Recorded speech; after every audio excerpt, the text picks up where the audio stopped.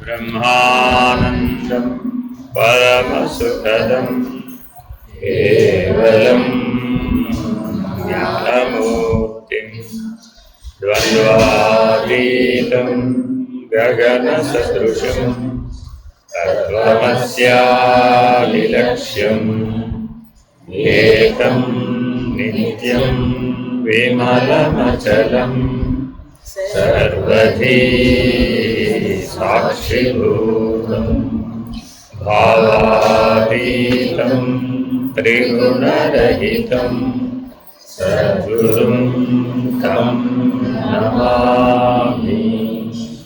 नमो ब्रह्मादिभ्यो ब्रह्मविद्या सम्प्रदाय कर्तृभ्यो वंश ऋषिभ्यो महाभ्यो नमो गुरुभ्यः। सर्वोपप्लवरहित प्रज्ञानघन प्रत्यगर्थो ब्रह्मैवाहमस्मि। अहं पदार्थरहितः सदाशिवसमारम्भां व्यासशङ्करमध्यमाम् अस्मदाचार्यपर्यन्तां वन्दे गुरुपरम्पराम्। हरिः ओम् श्रीगुरुभ्यो नमः। हरिः ओम्। ॐ निर्भयानन्दाय विद्महे अचलपरिपूर्णाय धीमहि तन्नो परात्परः प्रचोदयात्। ॐ साईश्वराय विद्महे सत्यदेवाय धीमहि तन्नः सर्वः प्रचोदयात्। ॐ तत्पुरुषाय विद्महे महादेवाय धीमहि तन्नो रुद्रः प्रचोदयात्। ॐ सद्गुरुरूपाय विद्महे ज्ञानबोधामृताय धीमहि तन्नो श्रीविद्यासागर प्रचोदयात्। हरिः ओम् श्रीगुरुभ्यो नमः। हरिः ओम्। నారాయణ నారాయణ. మానవ జీవితంలో తప్పక పొందవలసినటువంటివి, ముఖ్యమైనటువంటివి, అత్యంత ప్రధానమైనటువంటివి కొన్ని ఉన్నాయి. వాటిలో బోధ అన్న అంశం చాలా ముఖ్యమైనటువంటి. అంటే మానవుడు ఏది తెలుసుకోవాలన్నా ఏం కావాలి? ఎవరో ఒకరు కావాలి, బోధించే ఆయన ఒకరు కావాలి. ఒకరుంటే బోధిస్తేనే మనం తెలుసుకోగలుగుతాం. బోధించకుండా తెలుసుకోవడం వాళ్ళు కూడా కొంతమంది ఉంటారు. వాళ్ళు స్వయంగా జ్ఞానాన్ని కలిగి ఉన్నటువంటి వాళ్ళు. అది వాళ్ళు వేరే. వాళ్ళందరూ ఎవరు? ఏదో అవతార పురుషులు, సద్గురువులు, సాక్షాత్తుగా సరాసరి నారాయణుడో ఈశ్వరుడో మానవులను ఉద్ధరించబోనుకున్నప్పుడు ధర్మ సంస్థాపనార్థం సంభవామి యుగే యుగే ఆ లక్షణంతో కొంతమంది వస్తారు. వాళ్ళు సాక్షాత్తుగా జ్ఞానస్వరూపం. వాళ్ళు ప్రత్యేకంగా మనలాగా నేర్చుకుని ఒకరి బోధ చేత మేల్కొల్పబడేవాళ్ళు కాదు. అంటే ఈ బోధ ఎవరికి అవసరం? బోధ అంటే మేలుకొలుపుట. బోధ అంటే ఏంటండి? బోధ అనేది సంస్కృత శబ్దం. అర్థమైందండి? బధ్యతి, బాధయతి, విముక్తయతి ఇది బోధ. అర్థమైందండి? బోధ బోధ బోధ అంటే అర్థం ఏమిటి?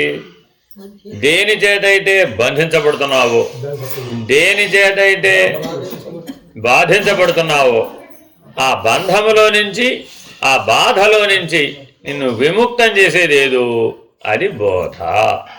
ముందు బోధ అంటే బాగా ఇలా తెలియాలన్నమాట. అర్థమైందండి? సో కాబట్టి మానవుడికి జ్ఞానం ఎలా వస్తుంది అంటే బోధ ద్వారా వస్తుంది. బోధ మేల్కొలపడం కోసం చేస్తాం, దాని ఉద్బోధ అంటారు. ఏమంటారండి? ఉద్బోధ అంటే నిద్రపోయేవాడిని, లేవరా బాబు, నీ టైం అయిందిరా నాయన, కర్తవ్యం చేయాలిరా బాబు, నీ ధర్మను ఆచరించాలిరా నాయన, ఇంకలే ఎంతసేపు పడుకుంటావు అని లేపే విధానం ఉంటుంది. అంటే కర్తవ్యోన్ముఖుణ్ణి చేయటం, నీ ధర్మాన్ని నువ్వు నిర్వర్తించేటట్టు చేయడం, నీ జ్ఞానస్థితిలో నువ్వు ఉండేటట్లుగా చేయడం, దాన్ని ఏమంటారండి? ఉద్బోధ. అర్థమైందండి? దీన్ని ఉత్ అంటే లేపడం, ఉన్న స్థితి నుంచి ఉన్నత స్థితికి లేపడం, అది ఉద్బోధ. సరే, బోధ ఉద్బోధ రెండు మాటలు తెలిసినాయి మీకు. ఇప్పుడు మూడో మెట్టు అవబోధ. మూడో మెట్టు ఏంటండి? అవబోధ అంటే అర్థం ఏమిటి? నీ హృదయంలో నుంచే పనిచేస్తాడు గురువు. ఎక్కడి నుంచి పనిచేస్తాడండి? నీ హృదయంలో నుంచి పనిచేస్తాడు.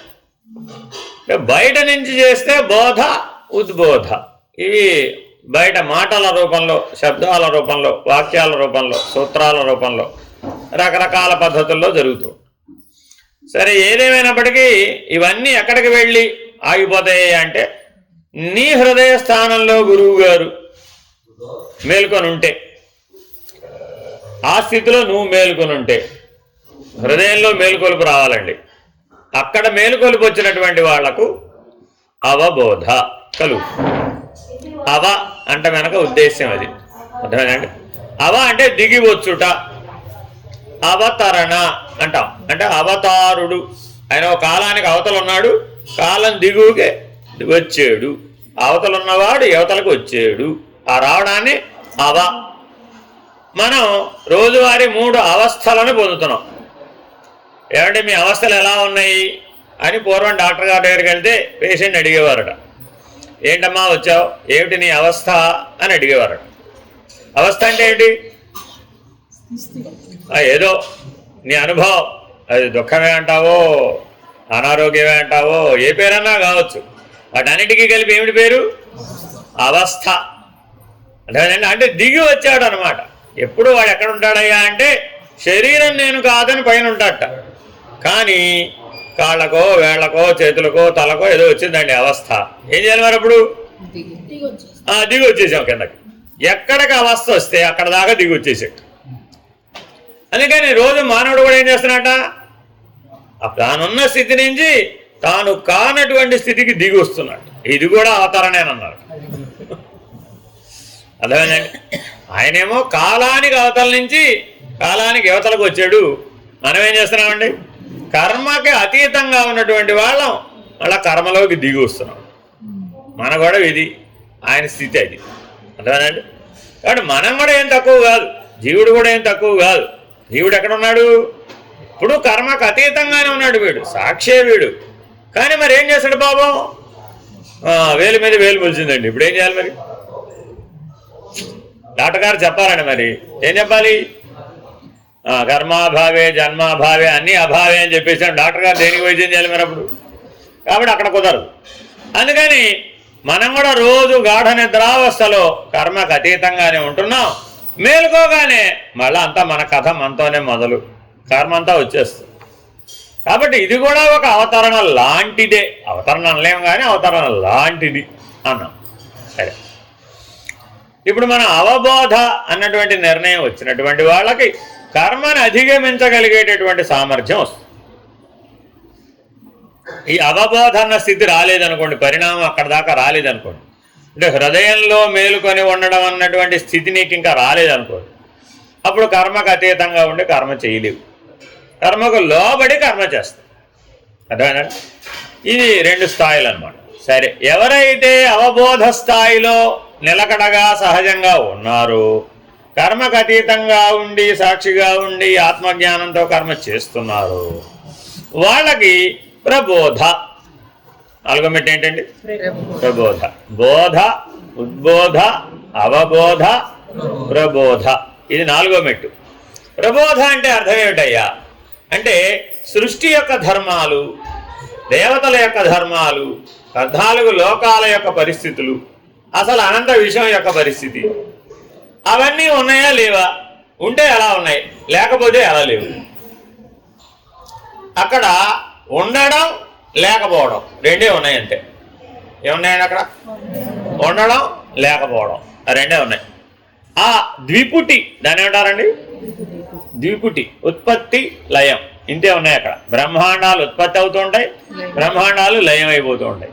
అక్కడ ద్విపుటి. కొంచెం కిందకు వచ్చామనుకోండి త్రిపుటి. పైన ఏంటండి? ద్విపుటి. కిందకు వస్తే త్రిపుటి. ఇంకా కిందకు వస్తే ద్వంద్వానుభవం. ఇంకా కిందకు వస్తే ఏంటి? ద్వంద్వానుభవం. కాబట్టి మానవ జీవితం ఇప్పుడు ఎక్కడ నడుస్తుందట? ద్వంద్వానుభవం దగ్గర నడుస్తుంది. సుఖం దుఃఖం. ద్వంద్వానుభవం అంటే ఏంటండి? సుఖం దుఃఖం, వేరే ఇంకేం లేదు. సుఖం అంటే ఏంటండి నిర్వచనం? సుఖం అంటే ఏమిటి? సుఖం అనగా ఏమి? ఏమిటి? రోజు అనుభవించేది కూడా చెప్పలేకపోతే ఎలాగా? సుఖం అనగా ఏమి? ప్రశ్న నేను అడిగినప్పుడు మీరు వెంటనే అడగాలి. ఏమండి, బోధా పద్ధతిగానా, ఉద్బోధ పద్ధతిగానా, అవబోధ పద్ధతిగానా, ప్రబోధ పద్ధతి? అంతేనా కదా? ఎందుకని ప్రతి ప్రశ్నకి సమాధానం 4 స్థాయిల్లో ఉంటుంది, మర్చిపోకూడదు. వేదాంతంలో ప్రశ్న అడిగామంటే దానికి 4 ఆన్సర్లు ఉంటాయి, ఒక్క ఆన్సర్ కాదు. అర్థమైందండి? బోధా పద్ధతిగా సుఖమనగా ఏమి అన్నారు. ఏం చెప్తారు? ఏం చెప్తావు? విషయానుభవమే సుఖం. ఏంటండి విషయానుభవం? సుఖం అంటే ఏంటి? కళ్ళకు చూస్తే సుఖం, చెవులకు వింటే సుఖం, నోటికి తింటే సుఖం, శరీరానికి పడుకుంటే సుఖం. ఇలా ఏదో మన శరీరం ఉందా లేదా? ఈ శరీరానికి సంబంధించిన సుఖాలన్నీ ఉన్నాయా లేవా? దాన్ని ఏమంటారు?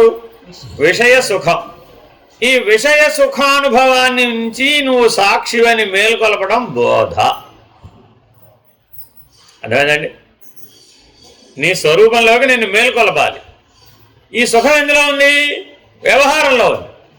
వ్యవహారంలో అంతా ఏముంది? ఇప్పుడు తింటే బాగుంది, వింటే బాగుంది, కంటే బాగుంది, ఇంకేదో చేస్తే బాగుంది. వాడు ఎంతసేపు ఏదైనా చేస్తేనే బాగుంటుంది వాడికి, అంతే. చెయ్యకపోతే బాగోదు. అర్థమైందండి? కాబట్టి ఈ విషయ సుఖాన్ని అనుభవించేటటువంటి వాడిని విషయ సుఖానికి సాక్షి అని మేల్కొల్పేటటువంటి పద్ధతి ఏమిటా అంటే బోధ. అవసరమా కాదా?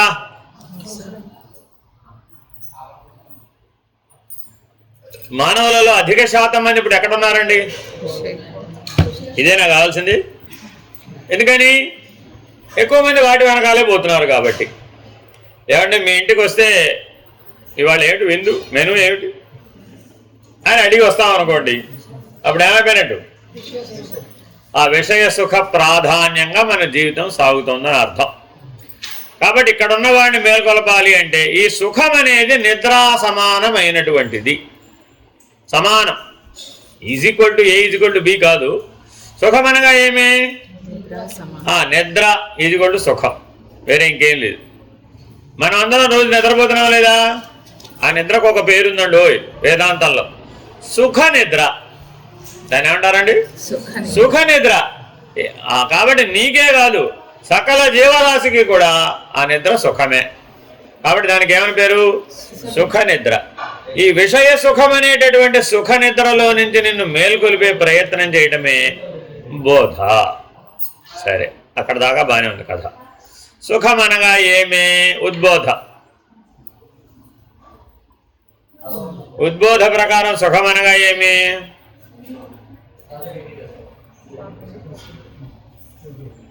నాకు తెలిసిన ఆన్సర్లన్నీ ముందు మొదటి దాంట్లోనే అయిపోయినాయి, రెండో దాంట్లో ఇంకా మాకేం తెలియదు. సాక్షిగా బోధ ద్వారా ఎక్కడ మేల్కొల్పాడు? ఇప్పుడు సాక్షి. నువ్వు సాక్షి అని మేల్కొల్పాడు కదా, ఆ సాక్షిగా నిలబడి ఉంటే కూడా సుఖమే ఉంది. నీ నిజ జీవితంలో సాక్షిగా ఉంటున్నారా లేదా? ఏమిటండి సాక్షిగా ఉంటే ప్రయోజనం? సుఖమయ్యా బాబు, ఏ గొడవ లేదు. అంతేనా కాదా? చేసేవాడు చేస్తూ ఉంటాడు, చూసేవాడు చూస్తూ ఉంటాడు. నేనేమంటాను? సాక్షిగా ఉన్నాడు. కాబట్టి ఎవడైతే సాక్షిగా ఉన్నాడో వాడికి ఓ పేరుందండి, ఓయ్ సుఖస్వరూపుడు. వాడి పేరేమిటండి? సుఖస్వరూపుడు వాడి పేరు. వీడిని మేల్కొలపచ్చు. ఎలాగా? ఉద్బోధ. వ్యవహారంలో సుఖంలో మునిగిపోయిన వాడిని మేల్కొలపాలంటే బోధ. సాక్షిత్వంలో కూడా ఓ సుఖం ఉంది. ఆ సుఖం ఏమిటి? సుఖస్వరూపం. ఆ సుఖస్వరూపం నుంచి నిన్ను మేల్కొలపాలి. ఇప్పుడు ఒరే బాబు ఎంతకాలం ఉంటావు అట్లాగా? ఏం ప్రయోజనం? పరిణామం లేదు, ఏమీ లేదు. వెళ్ళాడు, కూర్చున్నాడు హాయిగా కుర్చీలో. ఇంకా దిగే పని లేదు, ఎక్కే పని లేదు. ఆ సాక్షి అనే సీట్లో కూర్చున్నటువంటి వాడికి సుఖం నిరంతర సుఖం అటవాడు. నిరతిశయ సుఖం కాదు, అది నిరంతర సుఖం, సుఖస్వరూపం అంతే. కాబట్టి అటువంటి సుఖస్వరూపమైన సాక్షిత్వ స్థితిలో నుంచి నిన్ను మేల్కొలపాలంటే ఏం చేయాలి? ఉద్బోధ. సరే, ఇంకో మెట్టు ఎక్కుదాం. అవబోధ. ఇప్పుడు చెప్పండి సుఖస్వరూపం. సుఖమనగా ఏమి? సుఖమనగా ఏమి? అవబోధ అంటే ఏమిటి? అవబోధ అంటే ఏమిటి? అవబోధ అంటే ఏమిటి? అవబోధ అంటే ఏమిటి? ఈశ్వర స్థితిలో మేల్కొన్నాడు. ఇప్పుడు హృదయంలో ఎవరున్నారు? ఈశ్వరుడు. ఆ ఈశ్వరుడు స్థితిలో మేల్కొన్నాడు. మొదటి రెండు జీవుడు. మొదటి రెండు ఏంటి? జీవుడు. మూడో స్థాయికి వచ్చేటప్పటికి ఈశ్వరుడుగా మేల్కొన్నాడు. ఇప్పుడు ఈశ్వరుడుగా మేల్కొలిపేది అవబోధ. ఏ జీవుడు ఎగిరిపోయాడు, జగత్తు కూడా ఎగిరిపోయాడు. జీవ జగత్తులతో ప్రమేయం లేదు హృదయ స్థానంలో. అక్కడంతా ఎవరు? ఈశ్వరుడు. ఈశ్వరీయమైన చైతన్యం, ఈశ్వర హంస. ఆ ఈశ్వర హంసగా ఎవరైతే ఉన్నారో, మేల్కొన్నారో వాళ్ళంతా అవబోధ. ఈ మాటలు అక్కడికి చేరవు. ఈ పాఠాలు, ఈ మాటలు, ఈ సూత్రాలు, ఈ పాటలు ఇవేమి అక్కడికి చేరవు. డైరెక్ట్ స్ఫూర్తి, స్ఫురణ. ఏం చేరుతుందండి అక్కడికి? స్ఫూర్తి, స్ఫురణ. అవి మాత్రమే పనిచేస్తాయి, ఇంకేం పనిచేయవు. ఆ స్థితిలో కనుక నిన్ను మేల్కొలపాలి అంటే ఏం చేయాలండి? అవబోధ. అప్పుడు నీ చైతన్య స్థాయి మారిపోయింది. జీవ చైతన్య స్థాయి నుంచి ఈశ్వర చైతన్య స్థాయికి మారిపోయాడు. ఆ అవబోధలో ఎవరైతే మేల్కొన్నారో వాడికి ఒక గొప్ప లక్షణం ప్రాప్తిస్తుంది, సర్వవ్యాపక లక్షణం. ఏమిటండి అది? ఈశ్వరుడు అంతటా ఉన్నాడు కదా, మరి ఇక్కడ ఉన్నాడు అక్కడ లేడని చెప్పడానికి వీలు కాదు. అణువు నుంచి మహత్ దాకా అంతటా ఈశ్వరుడు వ్యాపించున్నాడు. బ్రహ్మాండ వ్యాప్త దేహాయ. ఆయన దేహం ఎంత పెద్దదయా అంటే బ్రహ్మాండం అంత పెద్దది. అంత పెద్ద దేహం కలిగినటువంటి వాడు మాయకు అతీతమై ఉన్నాడు, మాయకు అధిష్టానమై ఉన్నాడు. మొదటి రెండింటి ద్వారా మనసును దాటితే మూడో దాని ద్వారా మాయను దాటాలన్నమాట. Very very important. ఈ మాయను దాటి ఈశ్వరీయమైనటువంటి అనుభవ స్థితి ఎవరికైతే కలిగిందో, ఈశ్వరీయ జ్ఞానం కలిగిందో, ఈశ్వరీయమైనటువంటి స్థితి కలిగిందో అటువంటి వాడు ఆత్మ చైతన్యం అనేటటువంటి స్థాయికి వస్తాడు. నెక్స్ట్ లెవెల్ అన్నమాట. ఈశ్వరీయ చైతన్యం నుంచి ఆత్మ చైతన్యం అనే నిర్ణయంలోకి వస్తాడు. ఆత్మ చైతన్యం అంటేనే నిర్ణయం, ఇది గుర్తుపెట్టుకోవాలి. అదేనండి. జీవ చైతన్యం అంటే అనుభవం, ఈశ్వర చైతన్యం అంటే సాక్షి, హృదయంలో సాక్షి లేదు, సర్వవ్యాపకంగా సాక్షి. అదే ఆత్మ చైతన్యం అది నిర్ణయం, ఇంకా అనుభవంతో పనిలే అక్కడికి. అలా జాగ్రత్తగా ఎవరైతే నేను ఆత్మస్వరూపుడని మేల్కొన్నాడో వాడు ప్రబోధకు అర్హుడు. ఎవరండి అర్హుడు?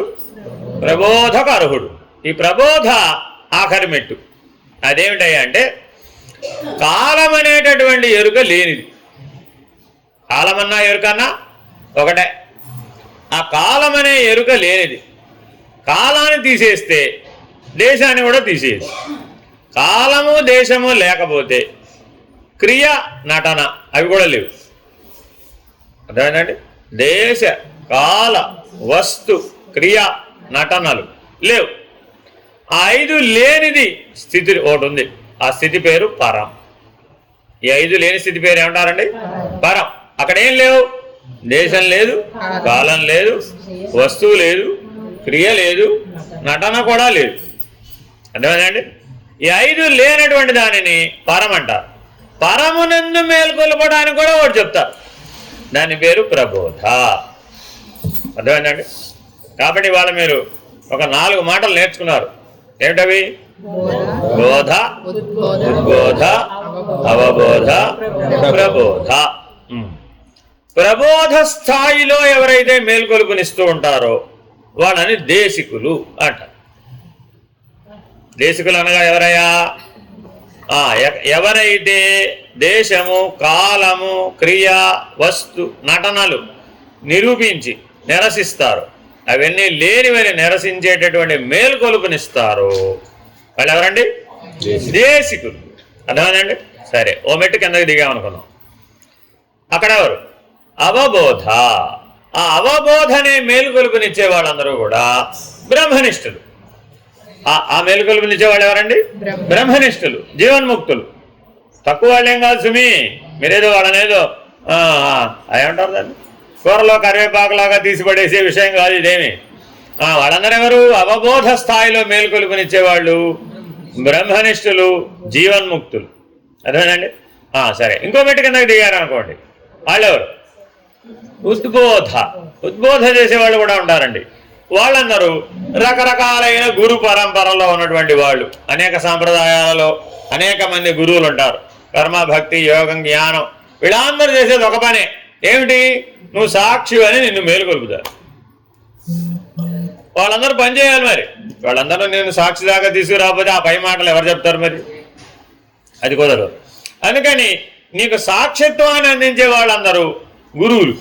అర్థమేనండి? ఈ గురు పరంపర చాలా దూరం ఉంటుంది. అంటే అర్థం ఏమిటి? శ్రీ గురువు, గురువు, శ్రీ సద్గురువు, సద్గురువు, విశ్వసద్గురువు, పూర్ణ గురువు, ఇలాగా గురు పరంపర చాలా మందితో కూడుకుని ఉంటుంది. ఇది గురు మండలి అంటారు. దీన్ని ఏమంటారండి? దీన్ని లేదా గురు మండలం అంటారు. ఈ గురు మండలంలో అనేక మంది ఋషులు, అనేక మంది మహర్షులు, అనేక మంది మునులు, అనేక మంది యోగులు, కోట్లాది మంది ఉంటారండి. లెక్క చెప్పడానికి వీలు కాదు. వాళ్ళందరూ గురువులే. ఏం చేస్తారు వీళ్ళందరూ కలిసి? ఎవరికైనా ఉద్బోధ చేస్తారు, సాక్షిత్వం వచ్చేట్టు చేస్తారు. అర్థమైందండి? అది నెక్స్ట్ ఇంకో మెట్టు కింద దిగాం. అప్పుడు ఎక్కడ ఎవరి దగ్గరికి వెళ్ళాలి? బోధ. వీళ్ళు ఎవరయ్యా అంటే బోధాధికారులు అని 100 మంది ఉంటారు. ముందు మొదటి మెట్టు ఎవరండి? బోధాధికారులు. వెంటనే డైరెక్ట్గా గురువు అయిపోడు. ముందు ఎవరవుతాడు? ముందు బోధాధికారం ఇస్తారు అనమాట. వీళ్ళు ఏం చేస్తూ ఉంటారు? నిన్ను విషయ సుఖంలో నుంచి మేల్కొలుపుతాడు ఎప్పటికప్పుడు. నాయనా, పులిహార దద్దోజనం సత్యం కాదు, చక్కెర పొంగలి పరమాన్నం సత్యం కాదు అని మేల్కొలుపుతూ ఉంటాడు అనమాట. కాబట్టి 4 స్థాయిలలో గురుమూర్తి పనిచేస్తూ ఉంటాడు. ఎంతమంది లేరు. ఇంత పెద్దగా ఏం చెప్పాడండి? ఎంతమంది లేరు. మరి ఎవరయ్యా? ఈ 4 స్థాయిలలో ఉన్న గురుమూర్తి ఒక్కడే. బోధాధికారులను పేరు పెట్టుకున్నా, లేదా గురువులు, ఋషులు, మునులు, మహర్షులు, యోగులు ఏ పేరన్నా పెట్టుకున్నా, లేదా అనేక సంప్రదాయాలలో వాళ్ళు ఎవరెవరైనా కానీ శ్రీ గురువు, గురువు, శ్రీ సద్గురువు, సద్గురువు, విశ్వసద్గురువు, పూర్ణ గురువు, ఇలా ఎన్ని పేర్లన్నా పెట్టుకోనివ్వండి. అవన్నీ ఆయా స్థితులకు సూచించేటటువంటి అన్నమాట. వీళ్ళందరిలో పనిచేసే గురుసత్తా ఒకటే. అవబోధ స్థాయిలో పనిచేసే బ్రహ్మర్షులు, బ్రహ్మనిష్ఠులు, జీవన్ముక్తులలో పనిచేసే గురుసత్తా కూడా ఒకటే. ప్రబోధ స్థాయిలో దేశికులని వెలువబడే స్థాయిలో కూడా ఉన్నటువంటి గురుసత్తా ఒకటే. ఎవరండి ఆయన? ఈశ్వరో గురురాత్మేతి మూర్తిభేద విభాగినే వ్యోమవద్వ్యాప్త దేహాయ దక్షిణామూర్తయే నమః.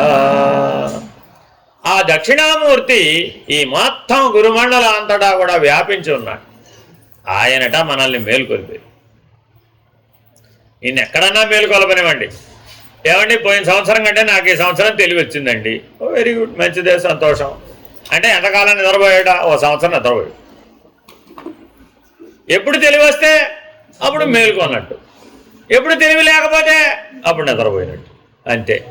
కాబట్టి మన జీవితంలో మనకి 50 ఏళ్ళకి తెలివి వచ్చింది అనుకోండి, అప్పుడు ఎన్నేళ్ళు నిద్రపోయినట్టు?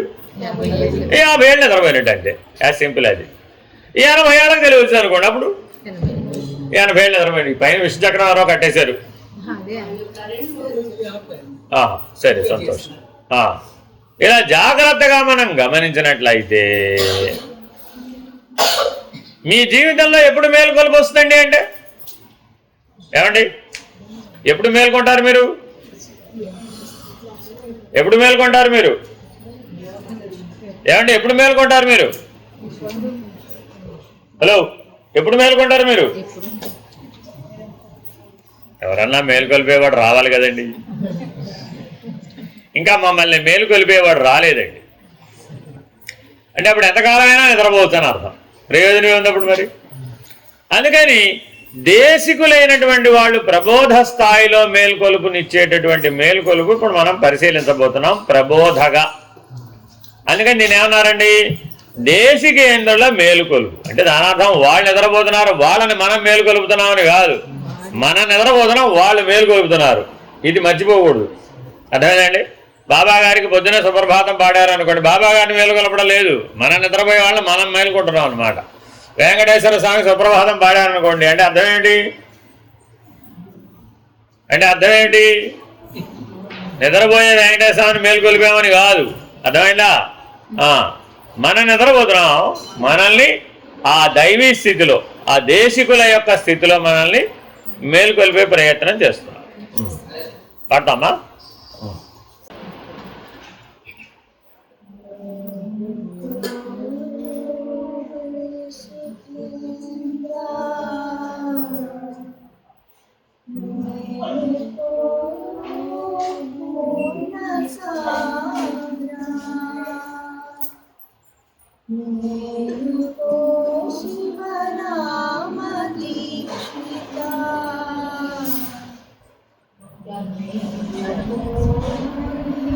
వచ్చిందమ్మా.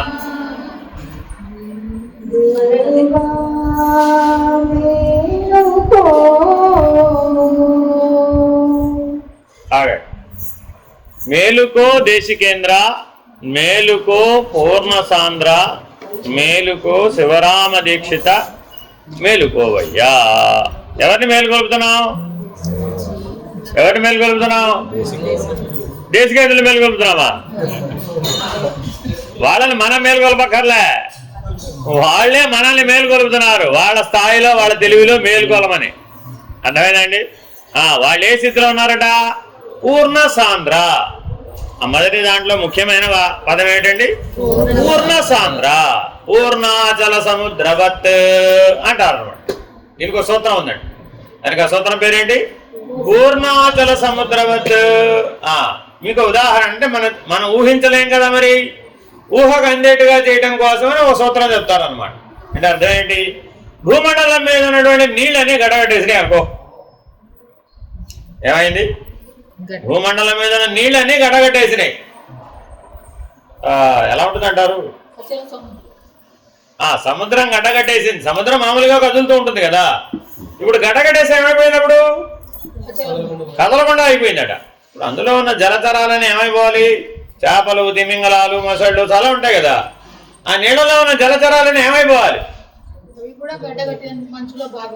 అవి కూడా మంచులో భాగం అయిపోయినట్టు, గడ్డగట్టేసినట్టు అవి కూడా. మరి ఇప్పుడు అవి కదిలే అవకాశం ఉందంటారా లేదంటారా? అవి ఇంకేం కదులుతాయి? నీళ్లు కదిలితేనే అవి కదిలేది, నీళ్లు కదలకపోతే అవి కూడా కదలవు.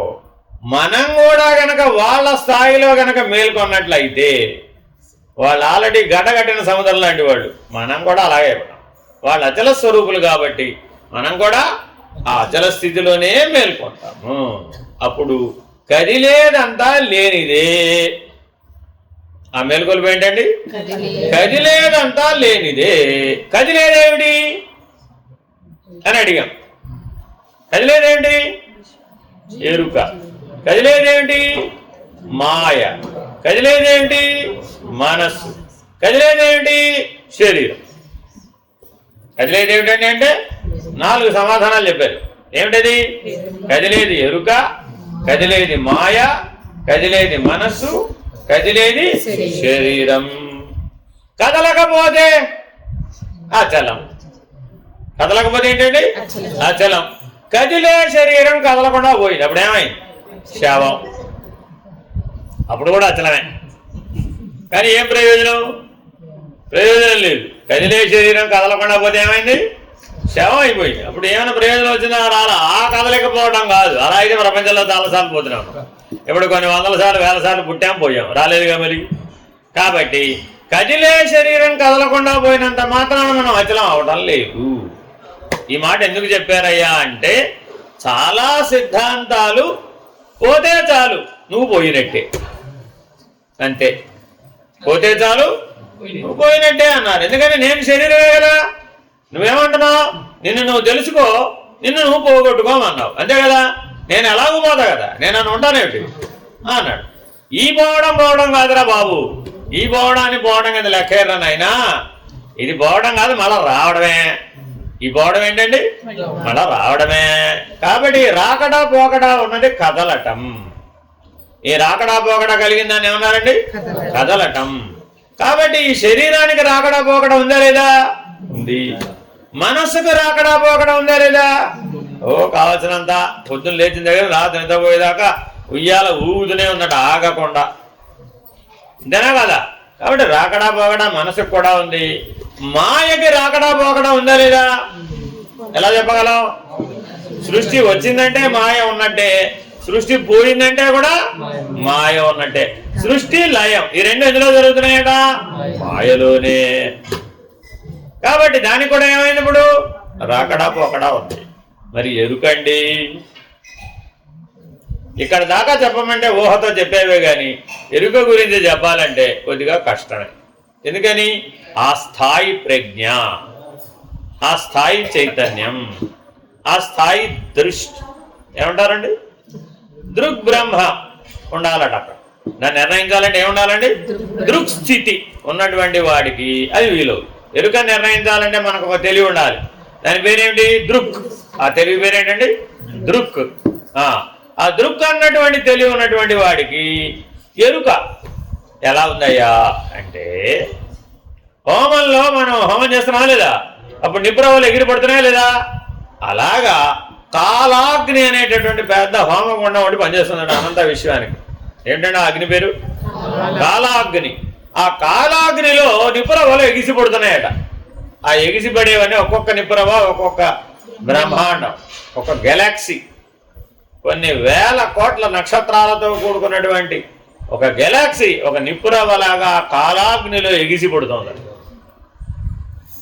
ఆ అన్ని వేల కోట్ల నక్షత్రాలు, ఒక్కొక్క నక్షత్రం మళ్ళీ ఒక్కొక్క సూర్యుడు, ఒక్కొక్క సూర్యుడికి మళ్ళీ ఇలాంటి మన సౌర కుటుంబానికి సంబంధించినటువంటి బ్రహ్మాండాలు ఎన్నున్నాయో చెప్పడానికి వీలేదు. అనంత కోటి బ్రహ్మాండాలు ఇలా ఎప్పుడు వెదజల్లబడుతూ ఉన్నాయి, మళ్ళా లోపలికి తీసుకోబడుతూ ఉన్నాయి.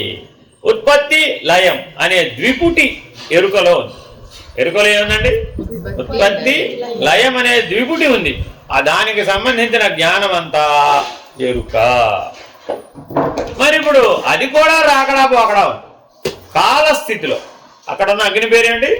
కాలాగ్ని. ఆ కాలాగ్ని కాలం అనేటటువంటి స్థితిలో అది ఉందన్నమాట. కాబట్టి దానికి కూడా రాకడా పోకడా ఉంది నాయన. ఈ 4 కదలకుండా ఎప్పుడైతే అయిపోయినాయో, శరీరము కదలలేదు, మనసు కదలలేదు, మాయా కదలలేదు, ఎరుక కదలలేదు. ఎందుకని అని గడగడిపోయి. సముద్రం గడ్డగట్టిపోతే సముద్రంలో ఉన్నటువంటి సకల జీవరాశులు ఎలా గడ్డలో కలిసిపోయినాయి, అలాగా ఆ అచల స్థితిలో ఇవి కదలికలు లేకుండా ఉండిపోయినాయి. ఉన్నది ఉన్నట్లుగా ఉండిపోయినాయి. ఎలా ఉండిపోయినాయి అంటే ఉన్నట్లుగా ఉండిపోయినాయి అంతే. అలా కదలనటువంటి స్థితి ఏదైతే ఉందో దానికి పూర్ణ సాంద్ర అని పేరు. ఏమని పేరండి? పూర్ణ సాంద్ర. తర్వాత చదువుకో.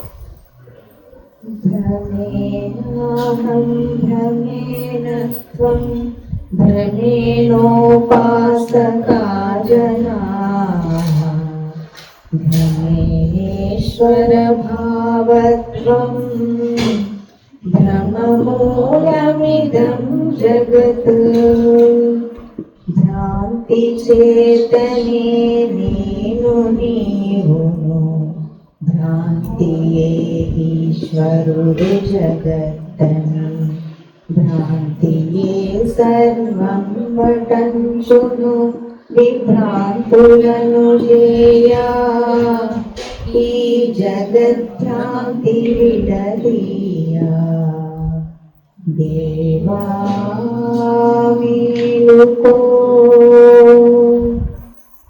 మనోమూలమిదం జగత్, అదొక సూత్రం. అంటే జగత్తు దేని బట్టి నిర్ణయించవచ్చాయా? మనసును బట్టి నిర్ణయిస్తాం. దాన్ని ఏమన్నారు? మనోమూలమిదం జగత్. అది ఒక స్థాయి. దానికంటే పైన ఇంకో లెవెల్, నెక్స్ట్ లెవెల్ ఉంది. భ్రమమూలమిదం జగత్, అది రెండో స్థాయి.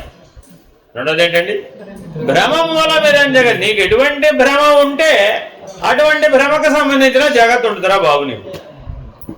నీకు ఆ భ్రమ లేదనుకో ఆ జగత్తు లేదు. నీకు ఆ మనసు లేదనుకో ఆ జగత్తు. రెండు సూత్రాలు అన్నమాట జగత్తుకు సంబంధించిన. మనోమూలమిదం జగత్, భ్రమమూలమిదం జగత్. సరే, ఇంకో మెట్టు అవతలకి వెళ్ళాం. సర్వం బ్రహ్మమయం జగత్. మూడో స్థాయికి వస్తే ఏంటండి? సర్వం బ్రహ్మమయం జగత్. మొదటి రెండు దాటాలి. ముందు మనోమూలమిదం జగత్ దాటాలి. ఎవరైతే మనసును కదల్చకుండా నిలబెట్టగలిగారు వాళ్ళు నెక్స్ట్ లెవెల్, నెక్స్ట్ క్లాస్కి వస్తారనమాట. మొదటి అంచె ఏమంటారు? ఫేజ్ 1. మనసును కదల్చకుండా ఉంచగలిగే సాధన చేయగలగ. అది నీ స్వాధీనం అవ్వాలి. అలా ఎవరికైతే ఉందో మనసుకు సంబంధించినటువంటి జగత్తు లేనిదైపోతుంది. మనసు కదలకపోతే మనసుకు సంబంధించిన జగత్తు లేదు. భ్రమించుట అంటే కదలుట, లేదా ఉన్నది ఒకటైతే ఒకటిగా తోచుట, లేదా లేనిది ఉన్నట్టుగదు. భ్రమలో రెండు లక్షణాలు ఉన్నాయి. మొదటి లక్షణం ఏంటి? ఉన్నది ఒకటి కానీ వేరుగా తోస్తుంది, లేదా ఒకటి లేదు అసలుకే కానీ ఉన్నట్టు తోస్తుంది. ఈ రెండింటికి భ్రమలు అనే పేరు.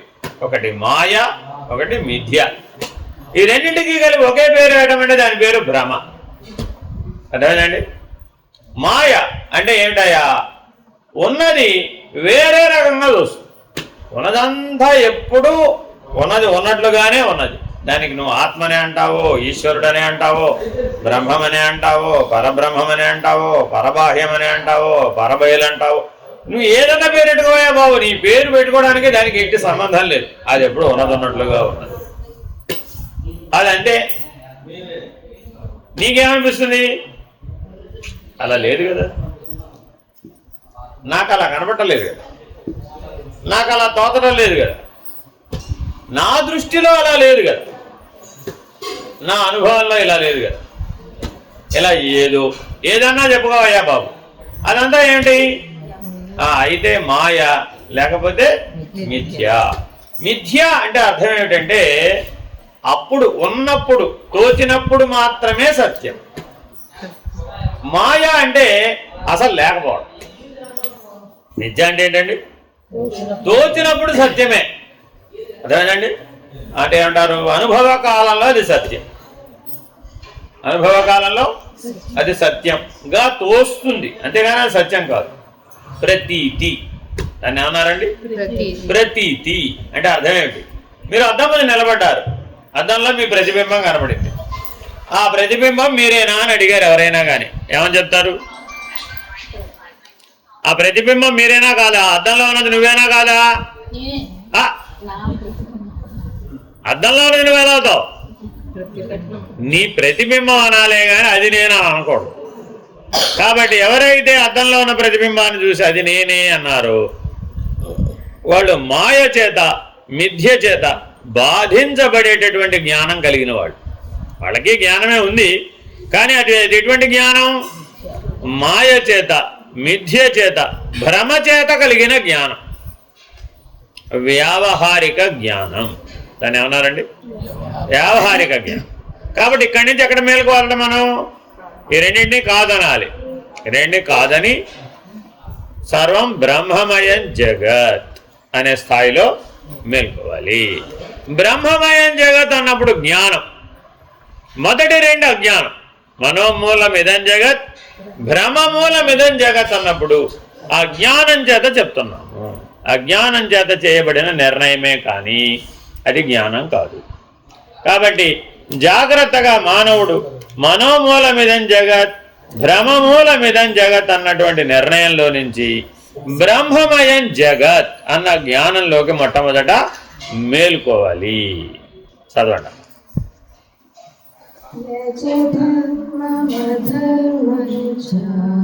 ఊహే సత్యానృతే త్యజ, ఊహే సత్యానృతే త్యక్త్వా యేన త్యజసి తత్వజా.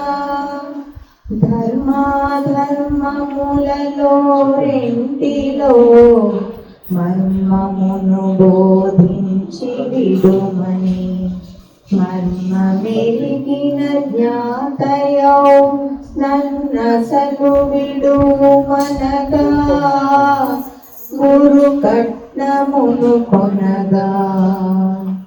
దేవా మేలుకో. మనమందరం సాంఖ్య విచారణ నేర్చుకున్నప్పుడు జ్ఞాత అనే విషయం గురించి చెప్తారు. ఎవరైనా జ్ఞాత, జ్ఞానము, జ్ఞేయము, గురుమూర్తి.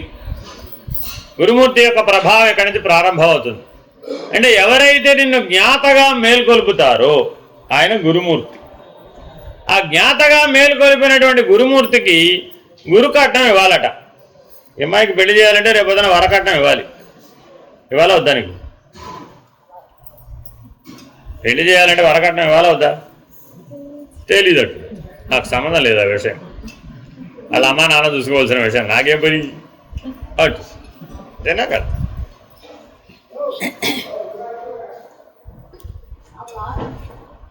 కట్నం అంటే ఏంటండి అసలు తెలుసా ఎవరికైనా?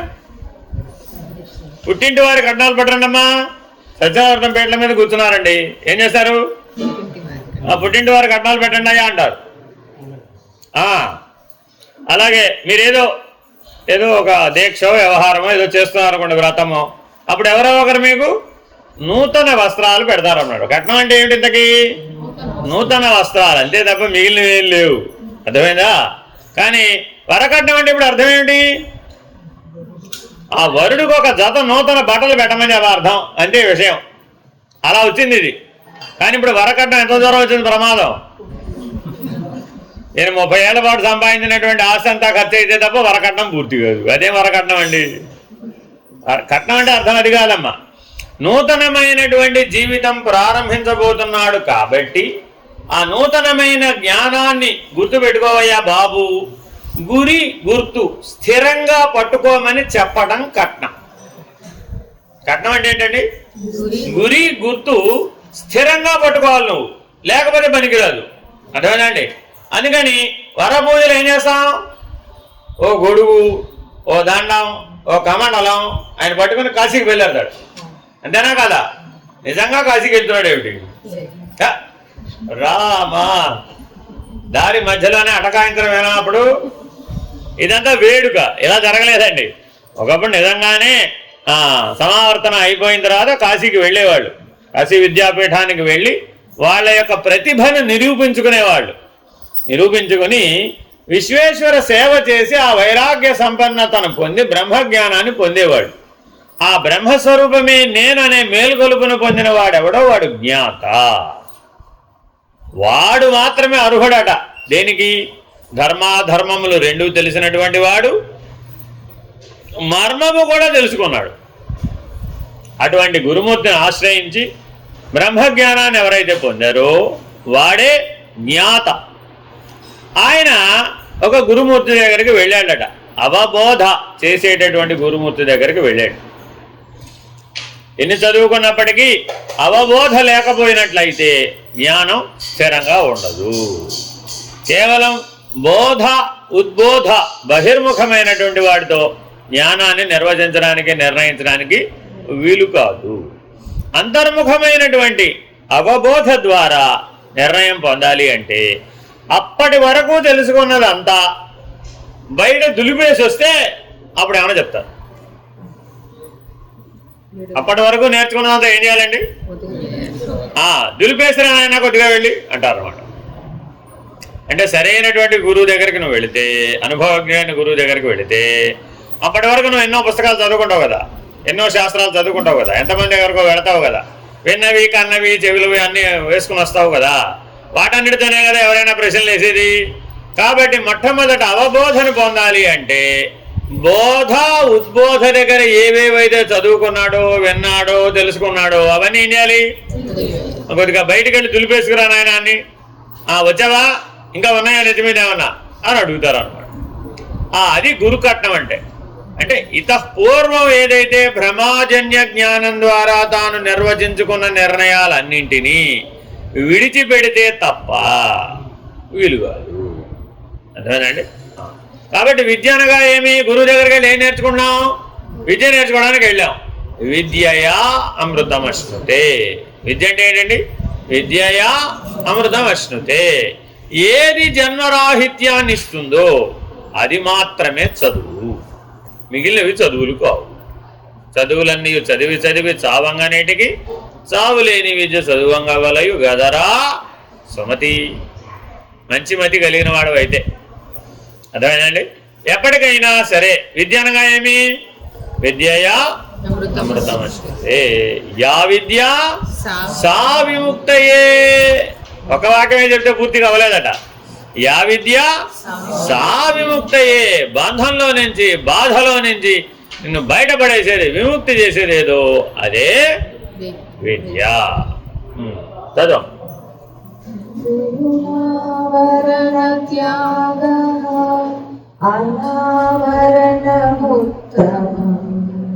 పరిపూర్ణం పూర్ణమేవా పూర్ణాచల సముద్రవత్ సరగుణను సద్గురుని కొల్చేటి ధీర కరుణావరణ రహితుల చేసి పరిపూర్ణమచల సాంద్రుల ఖండులుగ చేయా ఈ శరీరాత్మలను తీయా దేవా మేలుకో.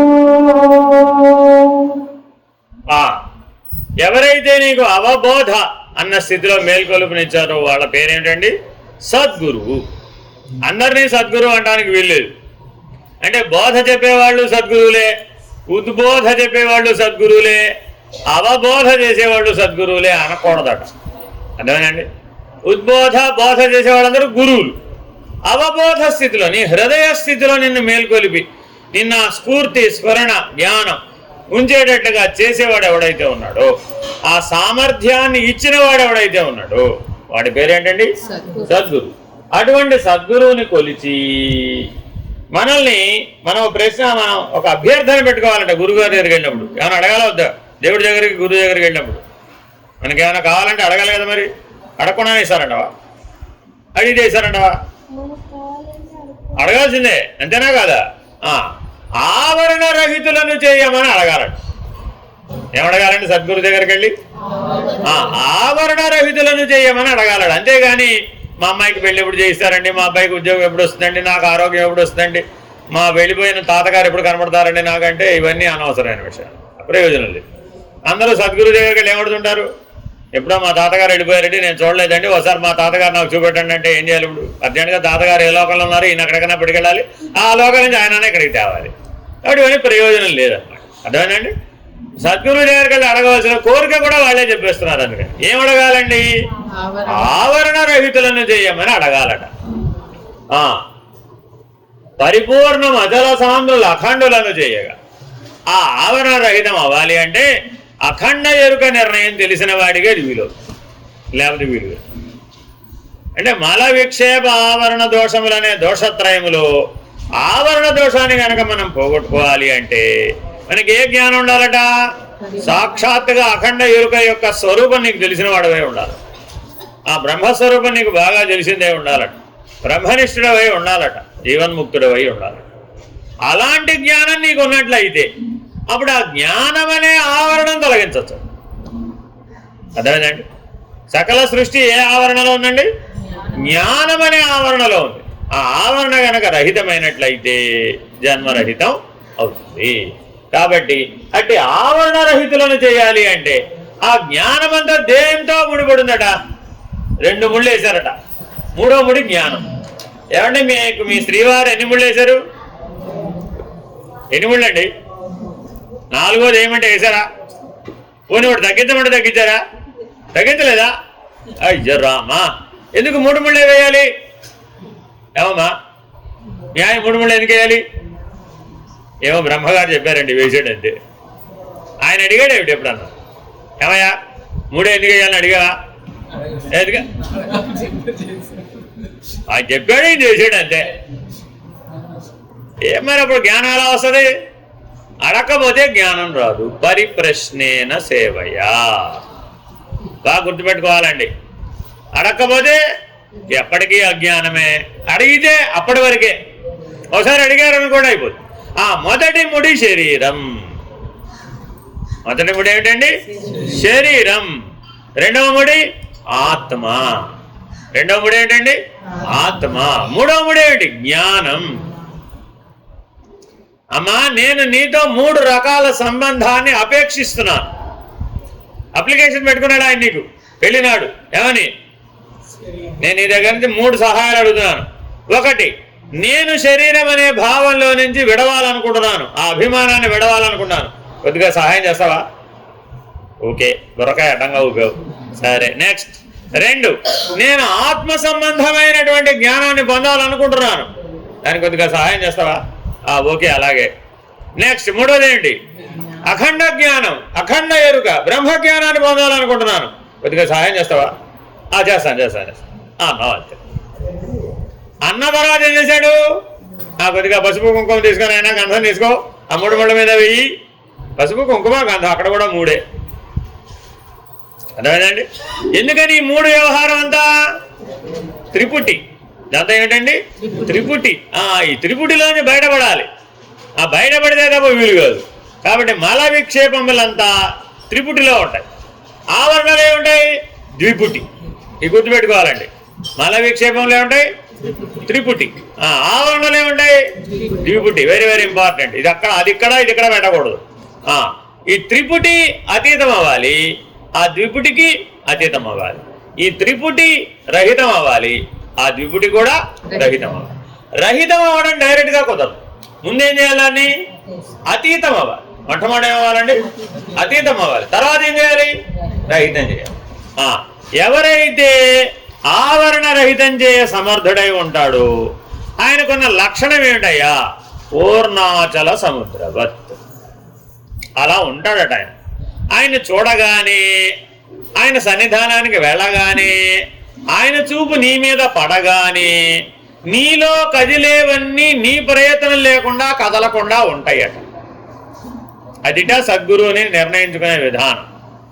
ఎవరు నాకు సద్గురువు? ఎవరు నన్ను విడిపించగలరు? ఎవరు నన్ను ఆవరణ రహితులను చేయగలరు అని వెతుక్కోవాలి కదా. ఎలా వెతుక్కోవాలనా? ఓ లక్షణం చెప్తున్నాడు. ఆయన ఎలా ఉంటాడట? పూర్ణాచల సముద్రవత్తుగా ఉంటాడట. ఆయన సన్నిధానంలో ఆయన నువ్వు చూడగానే, ఆయన నిన్ను చూడగానే నీలో కదిలేటటువంటి మనస్సు, కదిలేనటువంటి మాయ, కదిలే ఎరుక, కదిలే శరీరం, ఈ 4 కూడా కదలకుండా నిలబడతాయి. అంతే. అదే గురుస్థాన నిర్ణయం అని భగవాన్ రమణులు సద్గురువుని వెతికే విధానం గురించి చెప్పారనమాట. దేశికులైన వాళ్ళందరూ ఇలాగే నిర్ణయం చేశారు. శంకర భగవత్పాదులకు గోవింద భగవత్పాదులు గురువు అని ఎలా తెలుసు? ఆయన ఎక్కడో కేరళలో కాలడిలో ఉన్నాడు. ఓంకారేశ్వరంలో గురువు గారు ఉన్నారు. ఈయన చూడలేదు, ఆయన చూడలేదు. ఆయన అక్కడి నుంచి పిలిచాడు, శిష్య రావయ్యా బాబు అని. పిలిస్తే వెళ్ళాడు ఈయన. మరి ఆ రోజుల్లో ఇప్పుడున్న సౌకర్యాలు ఏమీ లేవు. ఏ వాహనాలు లేవు, ఏ యంత్రాలు లేవు, ఫోన్లు లేవు, ఏమీ లేవు. ఆయన అక్కడెక్కడో మధ్యప్రదేశ్ నుంచి, అక్కడెక్కడో నర్మదా నదీ తీరం నుంచి పిలవడం ఏమిటి? ఈ కేరళలో ఎక్కడో కాలడిలో ఉన్నటువంటి శంకర భగవత్పాదులకి ఆయన ఎక్కడున్నాడో అలా తెలిసిపోవడం ఏమిటి? అలా తెలుసుకోగలిగాడు, అలా పిలవగలిగాడు. అలా పిలవగలగడాన్ని అవబోధ అంటారు.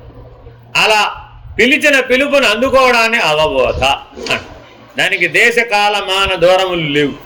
ఎవరెక్కడైనా భూమండలం మీద ఎక్కడైనా ఉండవచ్చు, ఎవరెవరినైనా పిలవచ్చు, ఎవరినైనా సమాధానపరచవచ్చు. కాబట్టి అటువంటి స్థాయిలో ఎవరైతే మేల్కొన్నారో వాళ్ళకి మాత్రమే ఈ పూర్ణాచల సముద్రవత్ వాళ్ళకు ఒక సామర్థ్యం ఉంటుందన్నమాట. నీలో శరీరం అనే ముడిని తీసివేస్తారు, ఆత్మ అనే ముడిని కూడా తీసివేస్తారు. ఆఖరికి జ్ఞానం అనే పొల్లు, జ్ఞానం అనే ఆవరణ వడ్ల కిందకి పైన ఉంటుందండి, ఊక, ఆ ఊక ఉంటుంది కదా పైన పొట్టు, అది జ్ఞానం అనే ఆవరణ. అది తీసేసామనుకోండి ఇంకా మళ్ళా బియ్యం అంకురించం. అర్థమైందండి? పెళ్లిలో ఒకళ్ళ మీద ఒకళ్ళు ఏం పోసుకుంటారు? అయ్యా వడ్ల బియ్యమా?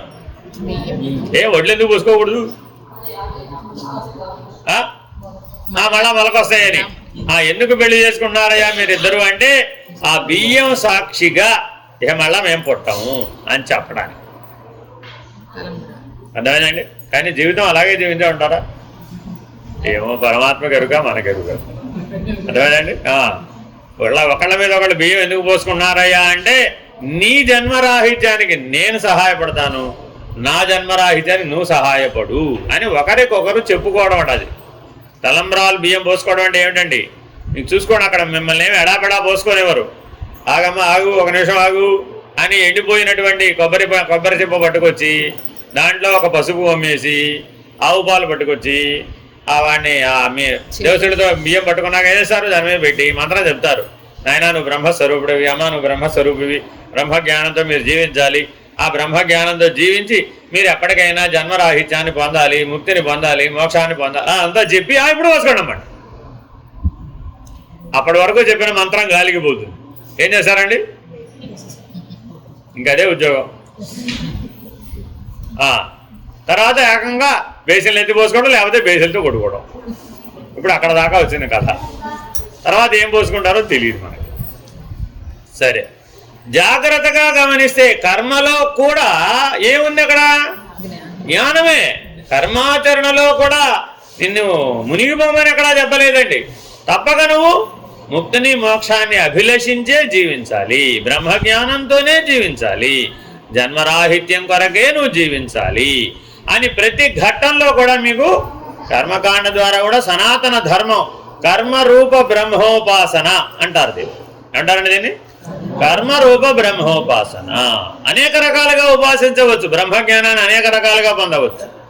కాబట్టి చాలా జాగ్రత్తగా సద్గురువును ఆశ్రయించి ఎప్పటికైనా మనం శరీరం అనే ఆవరణని తొలగించుకోవాలి, ఆత్మ అనే ఆవరణను కూడా తొలగించుకోవాలి.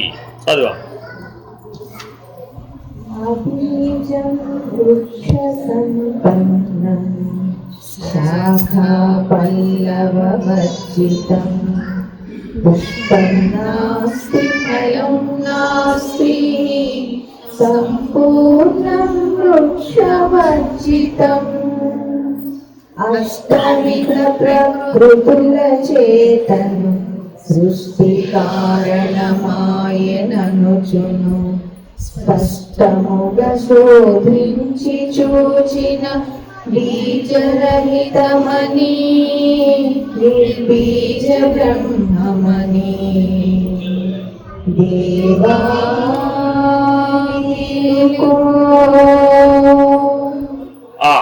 ఈ సృష్టి అంతా వ్యాపించినటువంటి లక్షణం అష్టవిధ ప్రకృతులు. ఏమిటండి అష్టవిధ ప్రకృతులు అంటే? పంచభూతాలు, సూర్యుడు, చంద్రుడు, అగ్ని. ఈ సృష్టి అంతా వ్యాపించడం ఏంటండి? సూర్యుడు, చంద్రుడు, అగ్ని. అదే మనం వ్యష్టి ఒక వ్యక్తికి చెప్పామనుకోండి, పంచభూతాలు మనసు, బుద్ధి, అహంకారం. పంచభూతాలు మనసు, బుద్ధి, అహంకారం ఒక మనిషికి చెప్పితే, సృష్టి మొత్తానికి చెప్తే పంచభూతాలు, సూర్యుడు, చంద్రుడు, అగ్ని. మీకు కొంగు ముడేశారా లేదా? వేశారా? అందులో ఏమైనా పెట్టారా, పెట్టలేదా? ఏం పెట్టారయ్యా? ఏమనండి 25 ఏళ్ళు అయిపోయింది, ఇప్పుడు ఏం గుర్తుంటున్నట్టు. కొంగు ముడేసినప్పుడు నాయన అందులో కన్న పిలక పెడతారు. ఒక కంద పిలక అంటే అంకురించినటువంటి కంద ముక్క పెడతారు, పెట్టి ముడేస్తాడు. వేస్తూ ఈ మాట చెప్తాడండి, ఇదే మాటలు చెప్తాడు. అబీజం వృక్ష సంపన్నం. నాయనా మీరు ఎప్పటికైనా సరే ఈ కంద పిలక మొలకెత్తినట్లుగా మొలకెత్తకుండా ఉండేటటువంటి స్థితిని పొందెదరుగాక అని ముడేసి మిమ్మల్ని ఇద్దరు ఆశీర్విస్తాడు. అక్కడిని ముడేసి వెళ్ళిపోడు ఆయన, అక్షతలు తీసుకుని మీ ఇద్దరు ఆశీర్విస్తాడు. ఇప్పుడు లేవండి ఆయన, లేచి అగ్నికి ప్రదక్షిణ చేయండి అంటాడు. ముడేసిన తర్వాత నెక్స్ట్ పని ఏంటి? ప్రదక్షిణ చేయడమే. అగ్ని సంస్కారం. అగ్ని సంస్కారం అంటే జ్ఞాన సంస్కారం అని అర్థం. అంటే దుంప ఎలాగైతే తనకు తానుగా అష్టప్రకృతుల యొక్క సహాయంతో తనకు తానే ఎలా మొలకెత్తేస్తుందో, కందము ఏమిటండి అది? కందము. ఈ సృష్టికి ఆది యందు కందం ఉన్నది. ఆ కందమే బ్రహ్మం. ఆ కందం ఏమిటండి? బ్రహ్మం. ఈ కంద పిలక ఎలా అయితే తనకు తానుగా మొలకలు మొలకలు మొలకలు వేస్తూ ఒక్కొక్క కంద ఎంతైనా ఉండవచ్చు, ఇంత నుంచి ఎంతైనా ఉండవచ్చు. అర్థమైందండి? ఓ పొలమంతా కూడా కంద అయిపోతుంది. ఒక్క మొక్క వేసామంటే పొలమంతా కంద అయిపోతుంది. ఇంకా మళ్ళీ ఏమైనా పండాలంటే మళ్ళీ ఆ కందంతా తీయాలి.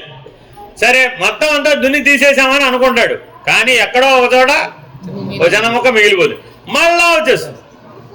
అది పోదండి. ఇక ఒకసారి కంద వ్యవసాయం చేసాడంటే అది తీయాలంటే కుదరదు. అదొకటి. పసుపు ఒకటి.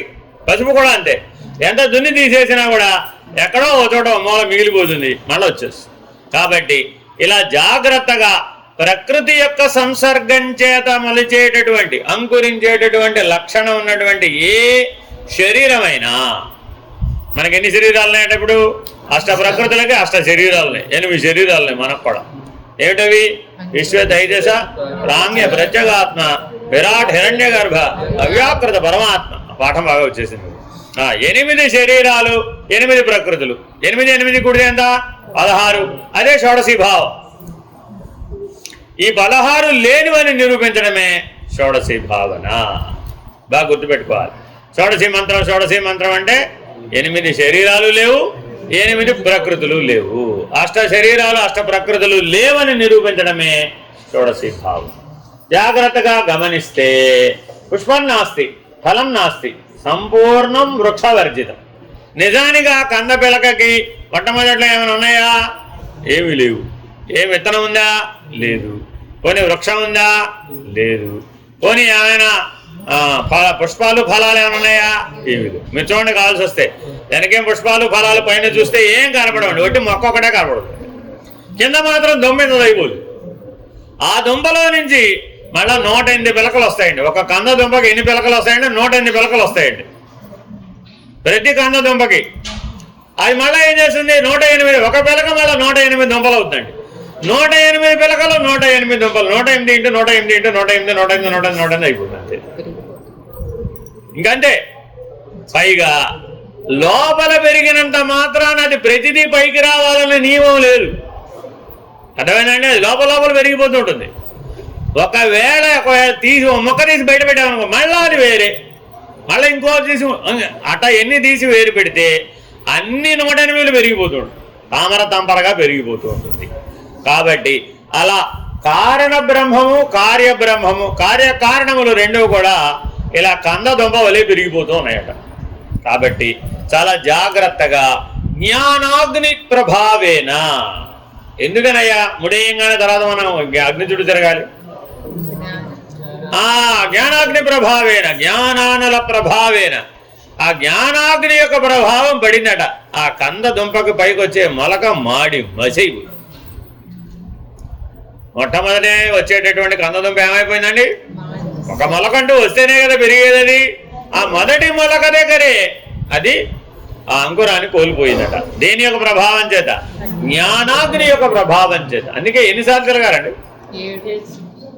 3 7 3 7 3 7 3 సార్లు తిరగాల, 7 సార్లు తిరగాల. 3 7 11. ఆ జీవితం అంతా 3 7 11 కాదు, అది జీవితం అంతా నాయన ఒకరికొకరు జ్ఞానాగ్నిగా సహాయపడండి. అప్పుడు ఏం చెప్తాడు? ఏమయ్యా కాస్త మీ ఆవిడ వెనక వస్తుందో లేదో చూసుకున్నాడు అయ్యా, నువ్వు ఎటువంటి అంటే వెళ్ళవమ్మా, నువ్వు ఇక్కడే ఉండిపోతావు, వెళ్ళు అంటుంటాడు. ఎందుకని? ఆయన వెళ్ళిపోతుంటాడండి. ముడి వేసుకునేది అలవాటు లేదుగా, పూర్వం అభ్యాసం లేదు. ఆయన లాక్కుంటూ పోతుంటాడు. ఈవిడేమో వెనకాల ఎక్కడ ఒకడు, ఆయన ఉత్తరం జారి పడిపోదు. ఏమయ్యా వెనక చూసుకుంటూ వెళ్ళొచ్చు కదా, ఆవిడ వస్తుందో లేదో గమనించుకుంటూ వెళ్ళాలా వద్దా? తెలుసా నీకు ఉత్తరం పడిపోవడం అంటే ఏమిటో? ఉత్తరం పడిపోవడం అంటే ఏమిటో తెలుసా మీకు? ఎవరికైనా ఉత్తరం పడిపోవడం అంటే ఏంటో తెలుసా మీకు? ఉత్తరీయం, ఇది ఉత్తరీయం అండి. ఉత్తరీయం పడిపోవడం అంటే తెలుసా? అదే పడిపోవడం అంటే ఏమిటి? అంటే ఏమిటి? ఎరుక విడవడం. ఉత్తరీయం పడిపోవడం అంటే ఏంటి? ఎరుక విడవడం, నేననే ఉనికిని విడవడం, అహంకారాన్ని విడవడం. అర్థమైందండి? కాబట్టి జ్ఞానాగ్ని ప్రభావం చేత పోవాలే గాని కర్మబంధం చేత పోకూడదు. ఆవిడ వెనకాలే ఉండిపోయింది, ఆయన ముందుకు వెళ్ళిపోయాడండి. ఏమైపోయింది? ఉత్తరం పడిపోయింది కానీ జ్ఞానం రాలేదు, కర్మబంధం మిగిలిపోయినది. వేసుకోవయ్యా బాబు మేడం, ఉత్తరం వేసుకో, నువ్వు వెళ్ళమమ్మా తల్లి, వెళ్ళు తొందరగా, మీదరు తిరగబోయా బాబు. ఈసారి పడిపోదండి చూడండి, మొదటిసారి పడిపోతే కానీ మీరు తర్వాత పడిపోదు. అర్థమైందండి? అందుకని జాగ్రత్తగా గుర్తుపెట్టుకోవాలండి. ఏదైనా సరే ముక్తి మోక్ష నిర్ణయం జ్ఞానంతో జరగాలే గాని కర్మ చేత కాదు. తర్వాత చదువు. సర్వశూన్యమయం పూర్ణం జన్మశూన్యం స్వభావతః జన్మభావేన మృత్యుశ్చ పరిపూర్ణం స్వభావతః జరయుడుకులను లేని పూర్ణము విరివిగను జన్మంబు శూన్యము తరచిదానందేమి లేకను దండిగున్నదని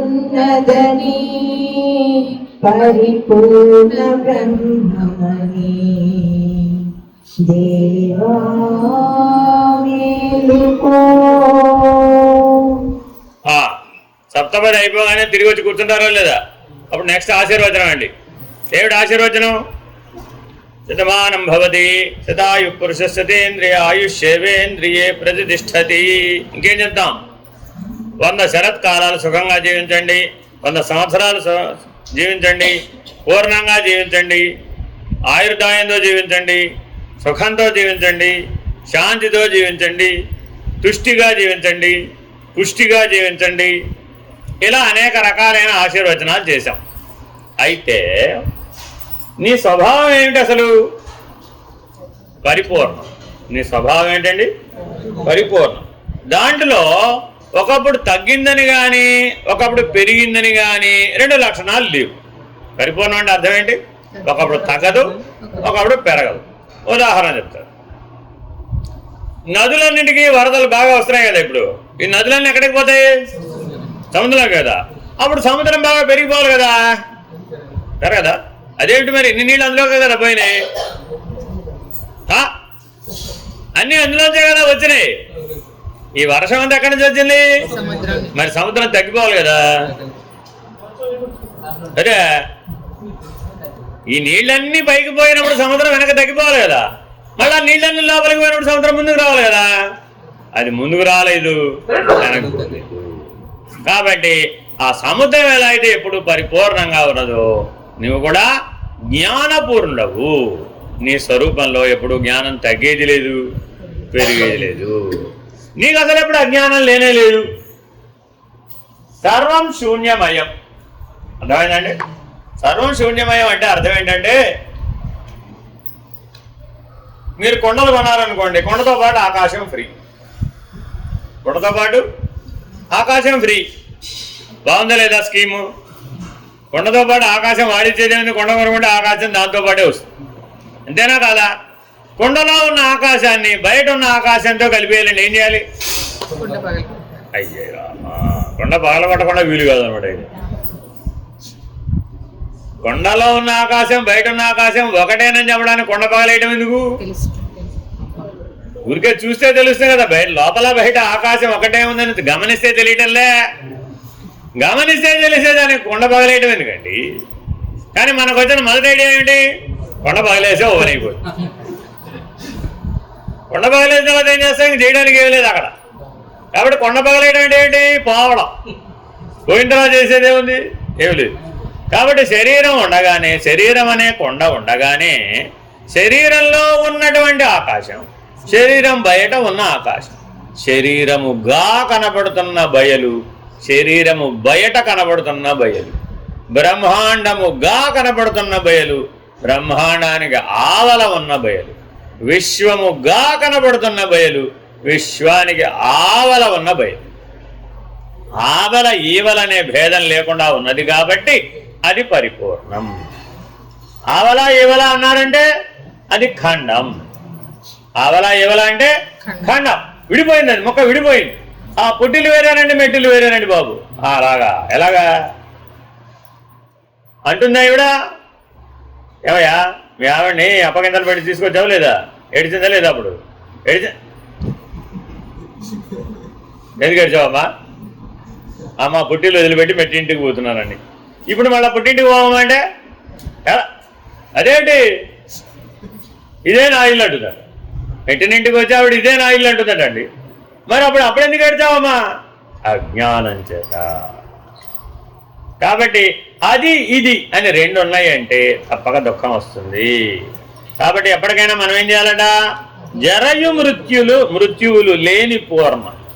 సముద్రానికి ముసల్తనం ఎప్పుడు వస్తుంటారు? ఏమండి, సముద్రం ముసలి ఎప్పుడవుతుంది?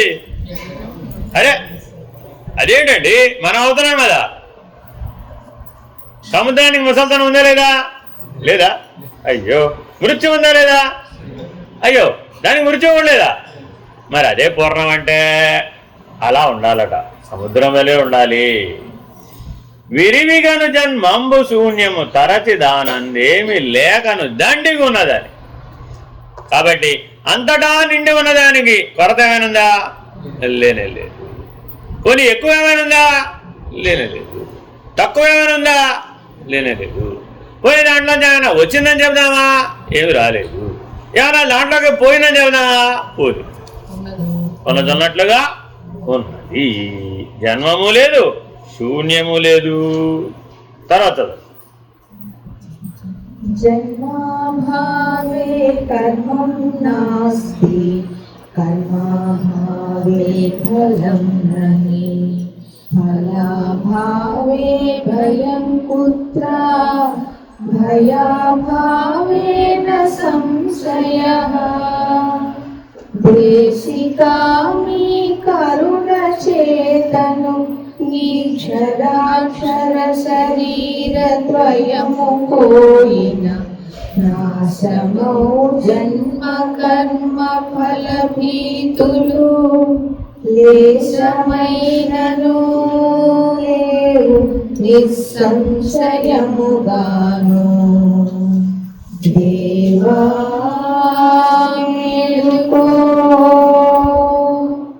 నెక్స్ట్ లెవెల్ అవబోధ నుంచి ఇప్పుడు ఎక్కడికి వెళ్ళాడండి? ప్రబోధ. వెళ్ళాడు. పరమును మేల్కొలిపేటటువంటి, పరాత్పరమును మేల్కొలిపేటటువంటి దేశికుడి దగ్గరికి వెళ్ళాడు. ఆయన ఏం చెప్పాడు వెళ్ళగానే? నాయన అసలు పుట్టుక లేదు, సృష్టిలో ఏమేమి లేవో చెప్తున్నాడండి.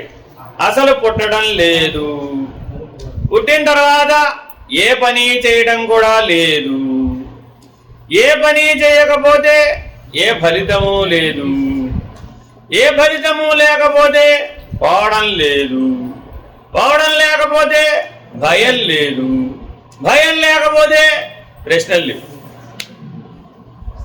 గురువుగారి దగ్గరకు ఏం చేశాం? చాంతాడంత ప్రశ్నలు రాసుకెళ్ళాట. అర్థమేనండి? ఈ చాంతాడంత ప్రశ్నలన్నీ పడుకురాగానే నువ్వు కూర్చోవయ్యా బాబు, ముందు నేను చెప్పింది మనం అన్నాడు. ప్రబోధ దగ్గరికి వెళ్ళిన తర్వాత నువ్వు అడిగే పని లేదండి, ఆయనే చెప్తాడు. ఆయన చెప్పింది నువ్వు మొట్టమొదటి అర్థం చేసుకోవాలి, తర్వాత నీ ప్రశ్నల వ్యవహారం. కాబట్టి ఆయన ముందు 4 సత్యాలు చెప్పాడు. ఇక్కడ ఎన్ని సత్యాలండి? 4. ఏమిటా సత్యాలు? జన్మ అభావే కర్మం నాస్తి. జన్మ లేకపోతే కర్మ లేదు. కాబట్టి మానవుడు ఎప్పటికైనా ఈ సత్యత్వాన్ని అనుభవించాలి, నిర్ణయంగా ఉండాలి. ఏమిటది? జన్మ అభావే కర్మ నాస్తి. ఎప్పటికైనా సరే నేను పుట్టలేదు. ఏం నిర్ణయం పొందాలండి? నేను పుట్టలేదు. మళ్ళా పుట్టను కాదు, నేను అసలు పుట్టలేదు. అప్పుడు పుట్టిన తర్వాత నువ్వేం చేసావయ్యా? పుట్టిన తర్వాత నువ్వేం చేసావు? నేను పుట్టలేదా మర్రా అంటే మళ్ళీ పుట్టిన తర్వాత ఏం చేసావంటే ఎవరికి వాళ్ళు నువ్వేం చేసావు అనగానే ఏం చెప్తున్నారు? నేను ఉద్యోగం చేశానండి, నేను వ్యాపారం చేశానండి, నేను వ్యవసాయం చేశానండి, నేను ఇంట్లో వంట చేశానండి, లేకపోతే దేశాలు చూసి వచ్చానండి, ఏదో చెప్తాడు. అదంతా ఎప్పుడు పుట్టిన తర్వాతే కదా. కాబట్టి సరి అయిన జ్ఞానం ఉన్నటువంటి వాడు, దేశికేంద్రుడైనటువంటి వాడు, వాడిని అడిగాడు వెళ్ళి, ఏమండి సత్యం అనగా ఏమి అని. ఇందాక ప్రశ్న అడిగా, సుఖం అనగా ఏమి? ఆన్సర్ చెప్పేశా. ఇప్పుడు ఇంకో ప్రశ్న అడుగుతున్నా, సత్యం అనగా ఏమి? మీరేం అడగాలి? బోధ ప్రకారమా, ఉద్బోధ ప్రకారమా, అవబోధ ప్రకారమా, ప్రబోధ ప్రకారమా? ఎక్కడ అడుగుతున్నావయ్యా బాబు నువ్వు?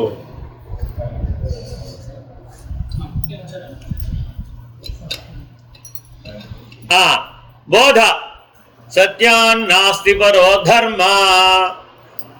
బోధ ప్రకారం సత్యం అనగా ఏమి? ధర్మమే సత్యం. As simple as it. అర్థమైందండి? బోధ స్థాయిలో సత్యం అంటే ఏంటండి?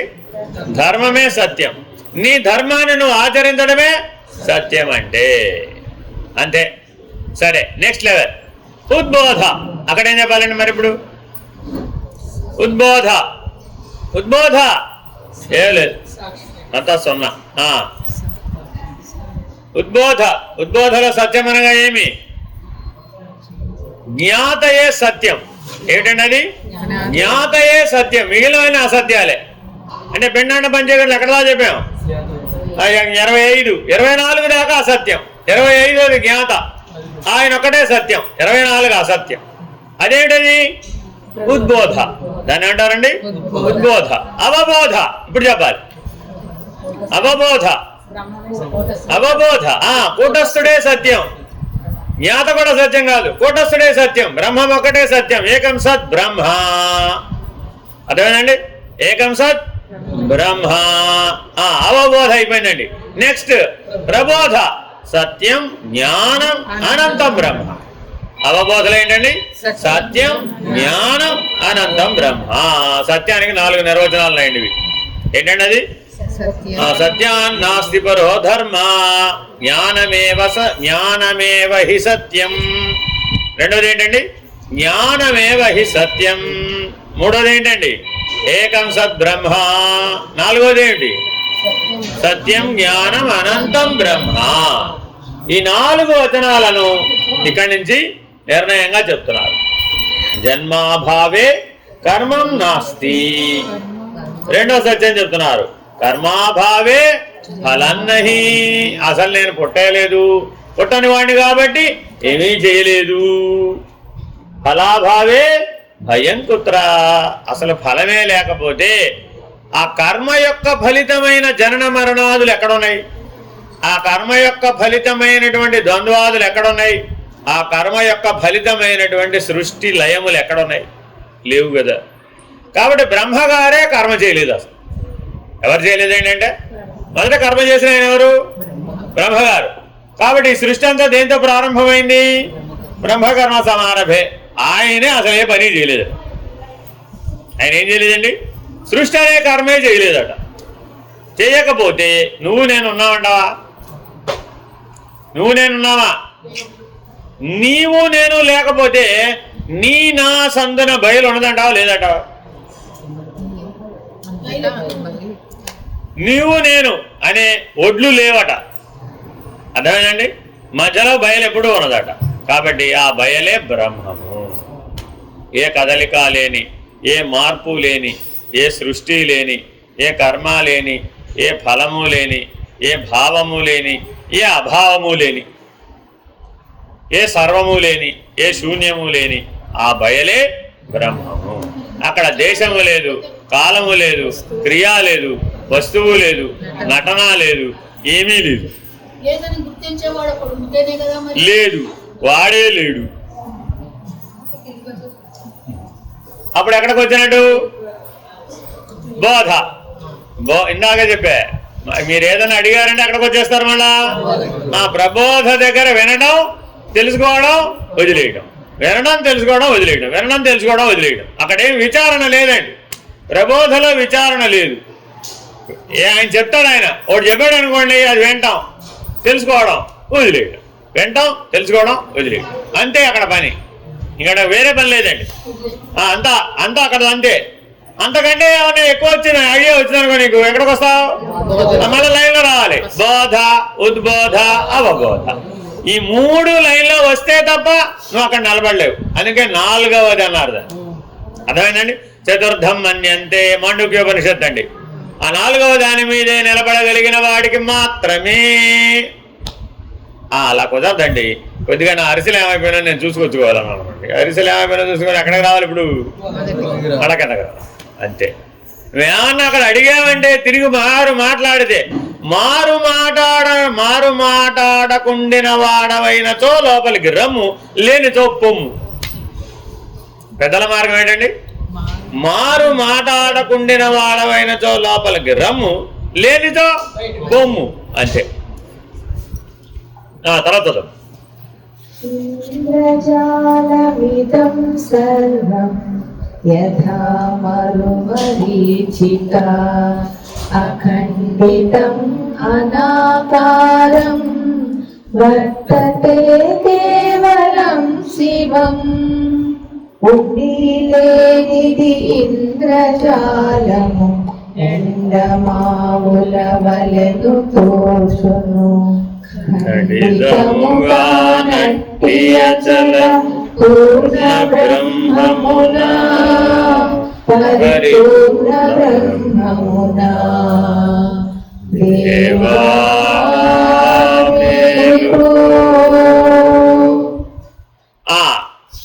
ఎప్పుడన్నా మెజిషియన్ మ్యాజిక్ చేయగా చూసారా? ఏం చేస్తాడు ఆయన? ఇలా అంటాడు, లడ్డూస్. ఇలా అంటే ఏమొస్తుంది?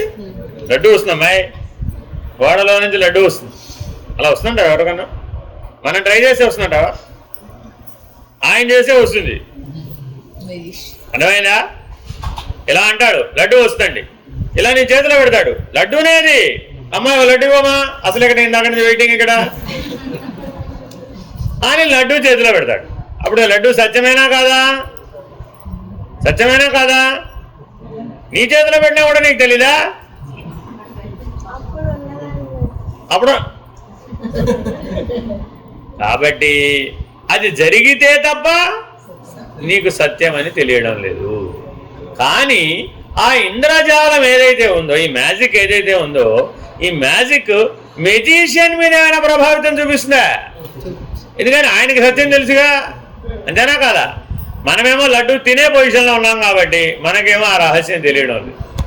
భోగులుగా జీవిస్తున్నాం కాబట్టి మనకు తెలియడం లేదు. సృష్టికి లోబడి ఉన్నాం కాబట్టి తెలియడం లేదు. మల విక్షేప ఆవరణ దోషాదులకు లొంగి ఉన్నాం కాబట్టి తెలియడం లేదు. ఎప్పుడైతే అష్ట ప్రకృతులు, అష్టమూర్తులు, 16 అవస్థలు దాటిపోతామో అప్పుడు ఏమైపోయాం? ఆ సత్యం మనం కూడా బాధపడిపోతుంది. సత్యం జ్ఞానం అనంతం బ్రహ్మ అనేటటువంటిది ఎటువంటిదయ్యా? అఖండితం. దానిలో ఏ ఖండములు లేవు. అనాకారం, దానికి ఏ ఆకారం కూడా లేదు. వర్తతే కేవలం శివం. ఎవరయ్యా ఆయన? కేవల శివస్వరూపం. ఇది బాగా గుర్తుపెట్టుకోవాలి. కేవల శివస్వరూపం. మా అమ్మవారు ఎక్కడున్నారండి? లేరు. మీ అమ్మవారు లేరండి. మా అమ్మవారు లేరంటావా? దసరాలో అది కూడా దుర్గాష్టమం అండి. సంగతి రాత్రికి చెప్తుందిలే. ఇవన్నీ ఎక్కడ మాటలు? బోధ. అదేనండి, ఇక్కడ ఒప్పుకుంటాం. అక్కడికి వెళితే అవేం లేవురా బాబు, ఆ పప్పులే ఉడకం అక్కడ. ఈ కథలు అక్కడేం నడవు. అందుకని అదేంటి? అఖండం, అనాకారం, ఏం దానికేం కదలికే లేదు. కేవలం శివం. ఒకవేళ ఇవన్నీ ఉన్నాయని నువ్వు ఒకవేళ అన్నా, ఏమిటవి? దశావతారములు, నవదుర్గలు, ఎన్నైనా చెప్పుకోవచ్చు. దేవతలుగా చెప్పుకోవచ్చు, రాక్షసులుగా చెప్పుకోవచ్చు, మానవులుగా చెప్పుకోవచ్చు, 14 లోకాలుగా చెప్పుకోవచ్చు. ఎన్నిగా చెప్పుకున్నా అవన్నీ ఏమిటయ్యా? అవన్నీ మరుమరీచిక ఎండమావిలో జలము ఉన్నట్లుగా ఎలా తోచిందో అలాగా అష్ట ప్రకృతులు అష్టమూర్తులు షోడశావస్థలు లేనివి ఉన్నట్టుగా తోస్తున్నాయి. అవేంటండి వాస్తవానికి బయలునందు లేవు. బయలునందు వాటికి మూలం లేదు. రెండు స్థితులు ఉన్నాయండి అక్కడ. ఒకటేమిటి, బయలునందు వాటికి మూలం లేదు, యథావత్గా కూడా అవి లేవు. యథావత్గా కూడా అవి లేవు. ఎప్పుడు బయలును దర్శించిన వాడికి, ఆ స్థితి పొందినటువంటి వాడికి యథావత్గా అవి లేవు. కనీసం విచారణ చేస్తే, కనీసం శ్రవణం చేస్తే, నిజబోధ శ్రవణం చేస్తే వాటికి మూలం లేదని తెలుస్తుంది కనీసం. అదే బయలు స్థితిలోనే కనుక నీ ఉంటే యథావత్గా అవి లేనే లేవని కూడా తెలుసు. చదువు. శుద్ధే సుషుప్తామివ చ తస్మిన్నాహం కదాచన తత్రత్సదాపి యస్యాస్తి ప్రపంచం నాస్తి తస్య వై సుప్తియందున నేను లేనట్టులా జ్ఞప్తి లేనా పూర్ణ బ్రహ్మాన్ని జ్ఞప్తి లేక నిర్లిప్తుడవై సుషుప్తి చెందకను సంజ్ఞప్తి విడచియును. దేవా మేలుకో. రాత్రిపూట గాఢ నిద్రపోతున్నారా లేదా? పోతున్నారా?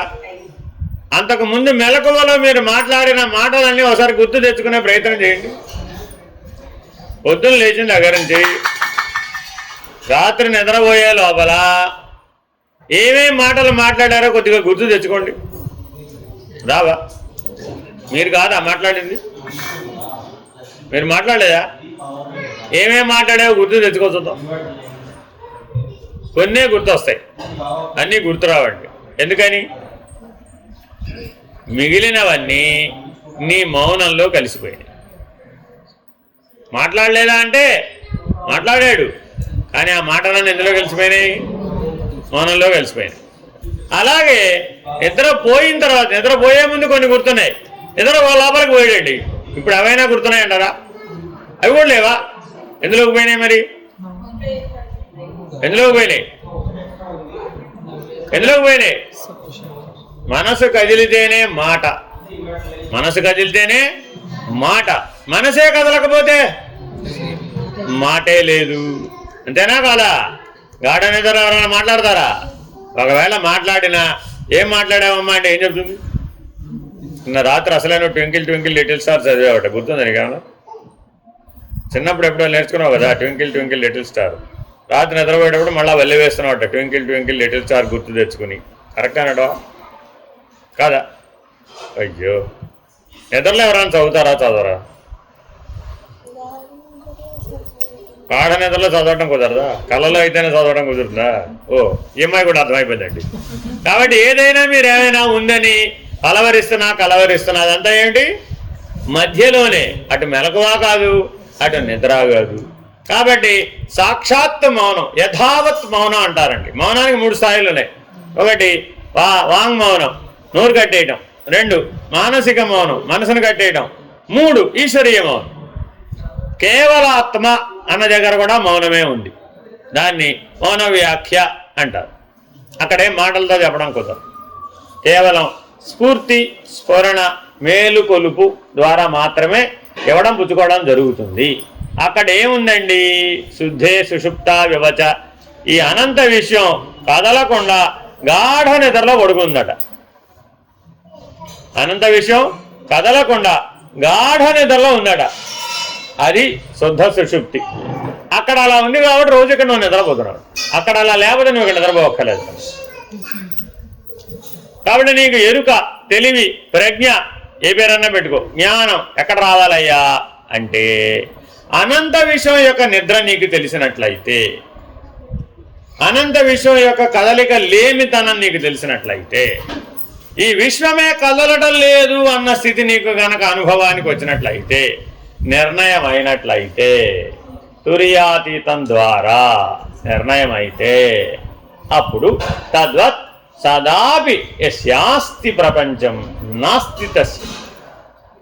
ఎలా అయితే ఇక్కడ నిద్రపోయినప్పుడు ఇక్కడ ప్రపంచం లేకుండా పోయిందో, ఇక్కడ నిద్రపోయినప్పుడు ఇక్కడ ప్రపంచం ఉందా నీకు?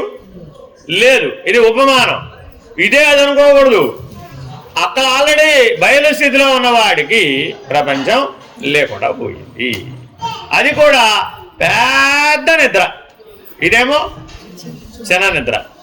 ఆ పెద్ద నిద్ర వస్తే అనంత విషయం లేదు, ఈ చిన్న నిద్ర వస్తే ఈ బయట ఉన్న ప్రపంచం లేదు. కానీ నిద్రని జ్ఞానమే అందామా? మరి రోజు మనం నిద్రపోతూనే ఉన్నాం కదా, జ్ఞానం వచ్చినట్ట రానట్ట? నిద్రలో మునిగిపోతే జ్ఞానం వచ్చినట్ట రానట్ట? ఉన్న జ్ఞానం పోయినట్టు. మెలకువలో ఉన్న జ్ఞానం కూడా ఇప్పుడు లేదు మనకు. కాబట్టి నిద్రలో మునిగిపోవడం దీనికి పరిష్కారం కాదు. అఖండమైన జ్ఞానం ద్వారా అఖండమైనటువంటి ఎరుకను నిర్ణయం పొంది బయలు దర్శనం పొంది తద్వారా అఖండ ఎరుకను జ్ఞానం అనే ఆవరణను నిరసించగలిగేటటువంటి సామర్థ్యం ఏర్పడటమే ప్రపంచం నాస్తి తస్య వై. అటువంటి సంజ్ఞాపూర్వకమైనటువంటి బోధన పొంది సంజ్ఞప్తిని విడవాలి, ఈశ్వరీయ మౌనాన్ని కూడా విడవాలి. చదవండి. యథానాహం తథా శుద్ధం తస్మాత్ శుద్ధేన నిర్ణయః జగదస్తితి కో వేదా నాస్తి కో నాచ నిర్ణయః. లేని నేనను నేను ఎన్నడు లేకపోవును, కానిదెన్నడు నేను కాను. పూర్ణ బ్రహ్మము నిర్ణయించదని వర్ణించలేనిదని. దేవా మేలుకో.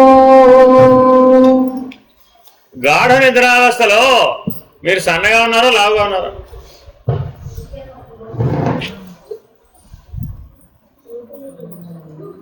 గాఢ నిద్రలో తెల్లగా ఉన్నావా నల్లగా ఉన్నావా? లే, అసలు ఉన్నావా లేవా? గాఢ నిద్రలో ఉన్నావా లేవా? లేవా? ఈ లేనివాడట ఏనుగు మీద ఊరేగాడట, ఆ లేనివాడట ఒక రాజ్యాన్ని పరిపాలించాడట, ఆ లేనివాడట అనేకమైన పనులు చేశాడట, ఆ లేనివాడట గజం మీద నుంచి కింద పడ్డాడట. ఏమయ్యాడట? గజం మీద ఊరేగిస్తుంటే ఏమయ్యాడు? ఏనుగు మీద కింద పడ్డాడు. అప్పుడేమైంది? మేలుకుంటే ఎక్కడ ఉన్నాడు? మంచం మీద కింద పడ్డాడు. ఇప్పుడు సత్యమేనా? ఎలా సత్యమా కల సత్యమా? ఎలా సత్యమా కల సత్యమా? ఎలా సత్యం కాదు, కళ కూడా సత్యం కాదు. అయితే నిద్ర సత్యం అన్నావా? అది కూడా సత్యం. అవస్థాత్రయమునందు మునిగేటటువంటి వాడెవడో వాడు జీవుడు. మెలకువలో మునిగిపోయినా జీవుడే, కళలో మునిగిపోయినా జీవుడే, నిద్రలో మునిగిపోయినా కూడా జీవుడే. కాబట్టి ఎప్పటికైనా మానవుడు ఇప్పుడున్నటువంటి నిద్రాస్థితి నుంచి యోగ నిద్రాస్థితిని, నిర్నిద్రాస్థితిని, ఏ స్థితికి చేరాలండి మనం? నిర్నిద్ర అనేటటువంటి స్థాయికి చేరుకోవాలి. ఆ నిర్నిద్రనే బయలు అంటారన్నమాట. నిష్కళ అనే నిర్ణయం ఎవరికైతే కలుగుతుందో వాళ్ళకి మాత్రమే ఇది నిర్ణయం అవుతుంది. అక్కడ ఏ వర్ణము లేదు, ఏ ఆకారము లేదు, లేని నేను. నిష్కళ అంటే ఏంటండి? లేని నేను. ముందు కళాస్వరూపం బాగా నిర్ణయం అవ్వాలి, ఆ తర్వాత అది లేకుండా పోవాలి. అలా లేని నేనుగా ఎవరైతే నిర్ణయం అయ్యారో ఆ లేని నేను ఎప్పుడూ లేనే లేదు, కానిది ఎప్పుడు కానే కాదు. ఒక సూత్రం ఉందట, ఉన్నది ఎప్పుడు ఉన్నది, ఉన్నదానికి లేమి లేదు. ఉన్నది ఎప్పుడు ఉన్నది, ఉన్నదానికి లేమి లేదు. లేనిది ఎప్పుడు లేనే లేదు, లేని దానికి ఉనికి లేదు. లేనిది ఎప్పుడు లేనే లేదు, లేని దానికి ఉనికి లేదు. ఈ సత్యాన్ని మనం దేశికుల ద్వారా గ్రహించి మనం ఈ మేలుకొలుపును అందుకున్నట్లయితే ఆ ప్రబోధను, ఆ పూర్ణ బోధను, ఆ నిజ బోధను అందుకోవచ్చు. హరి ఓం. శ్రీ గురుభ్యో నమః. హరి ఓం. పూర్ణమద పూర్ణమిదం పూర్ణాత్ పూర్ణముదచ్యతే పూర్ణస్య పూర్ణమాదాయ పూర్ణమేవావశిష్యతే. ఓం తత్సత్.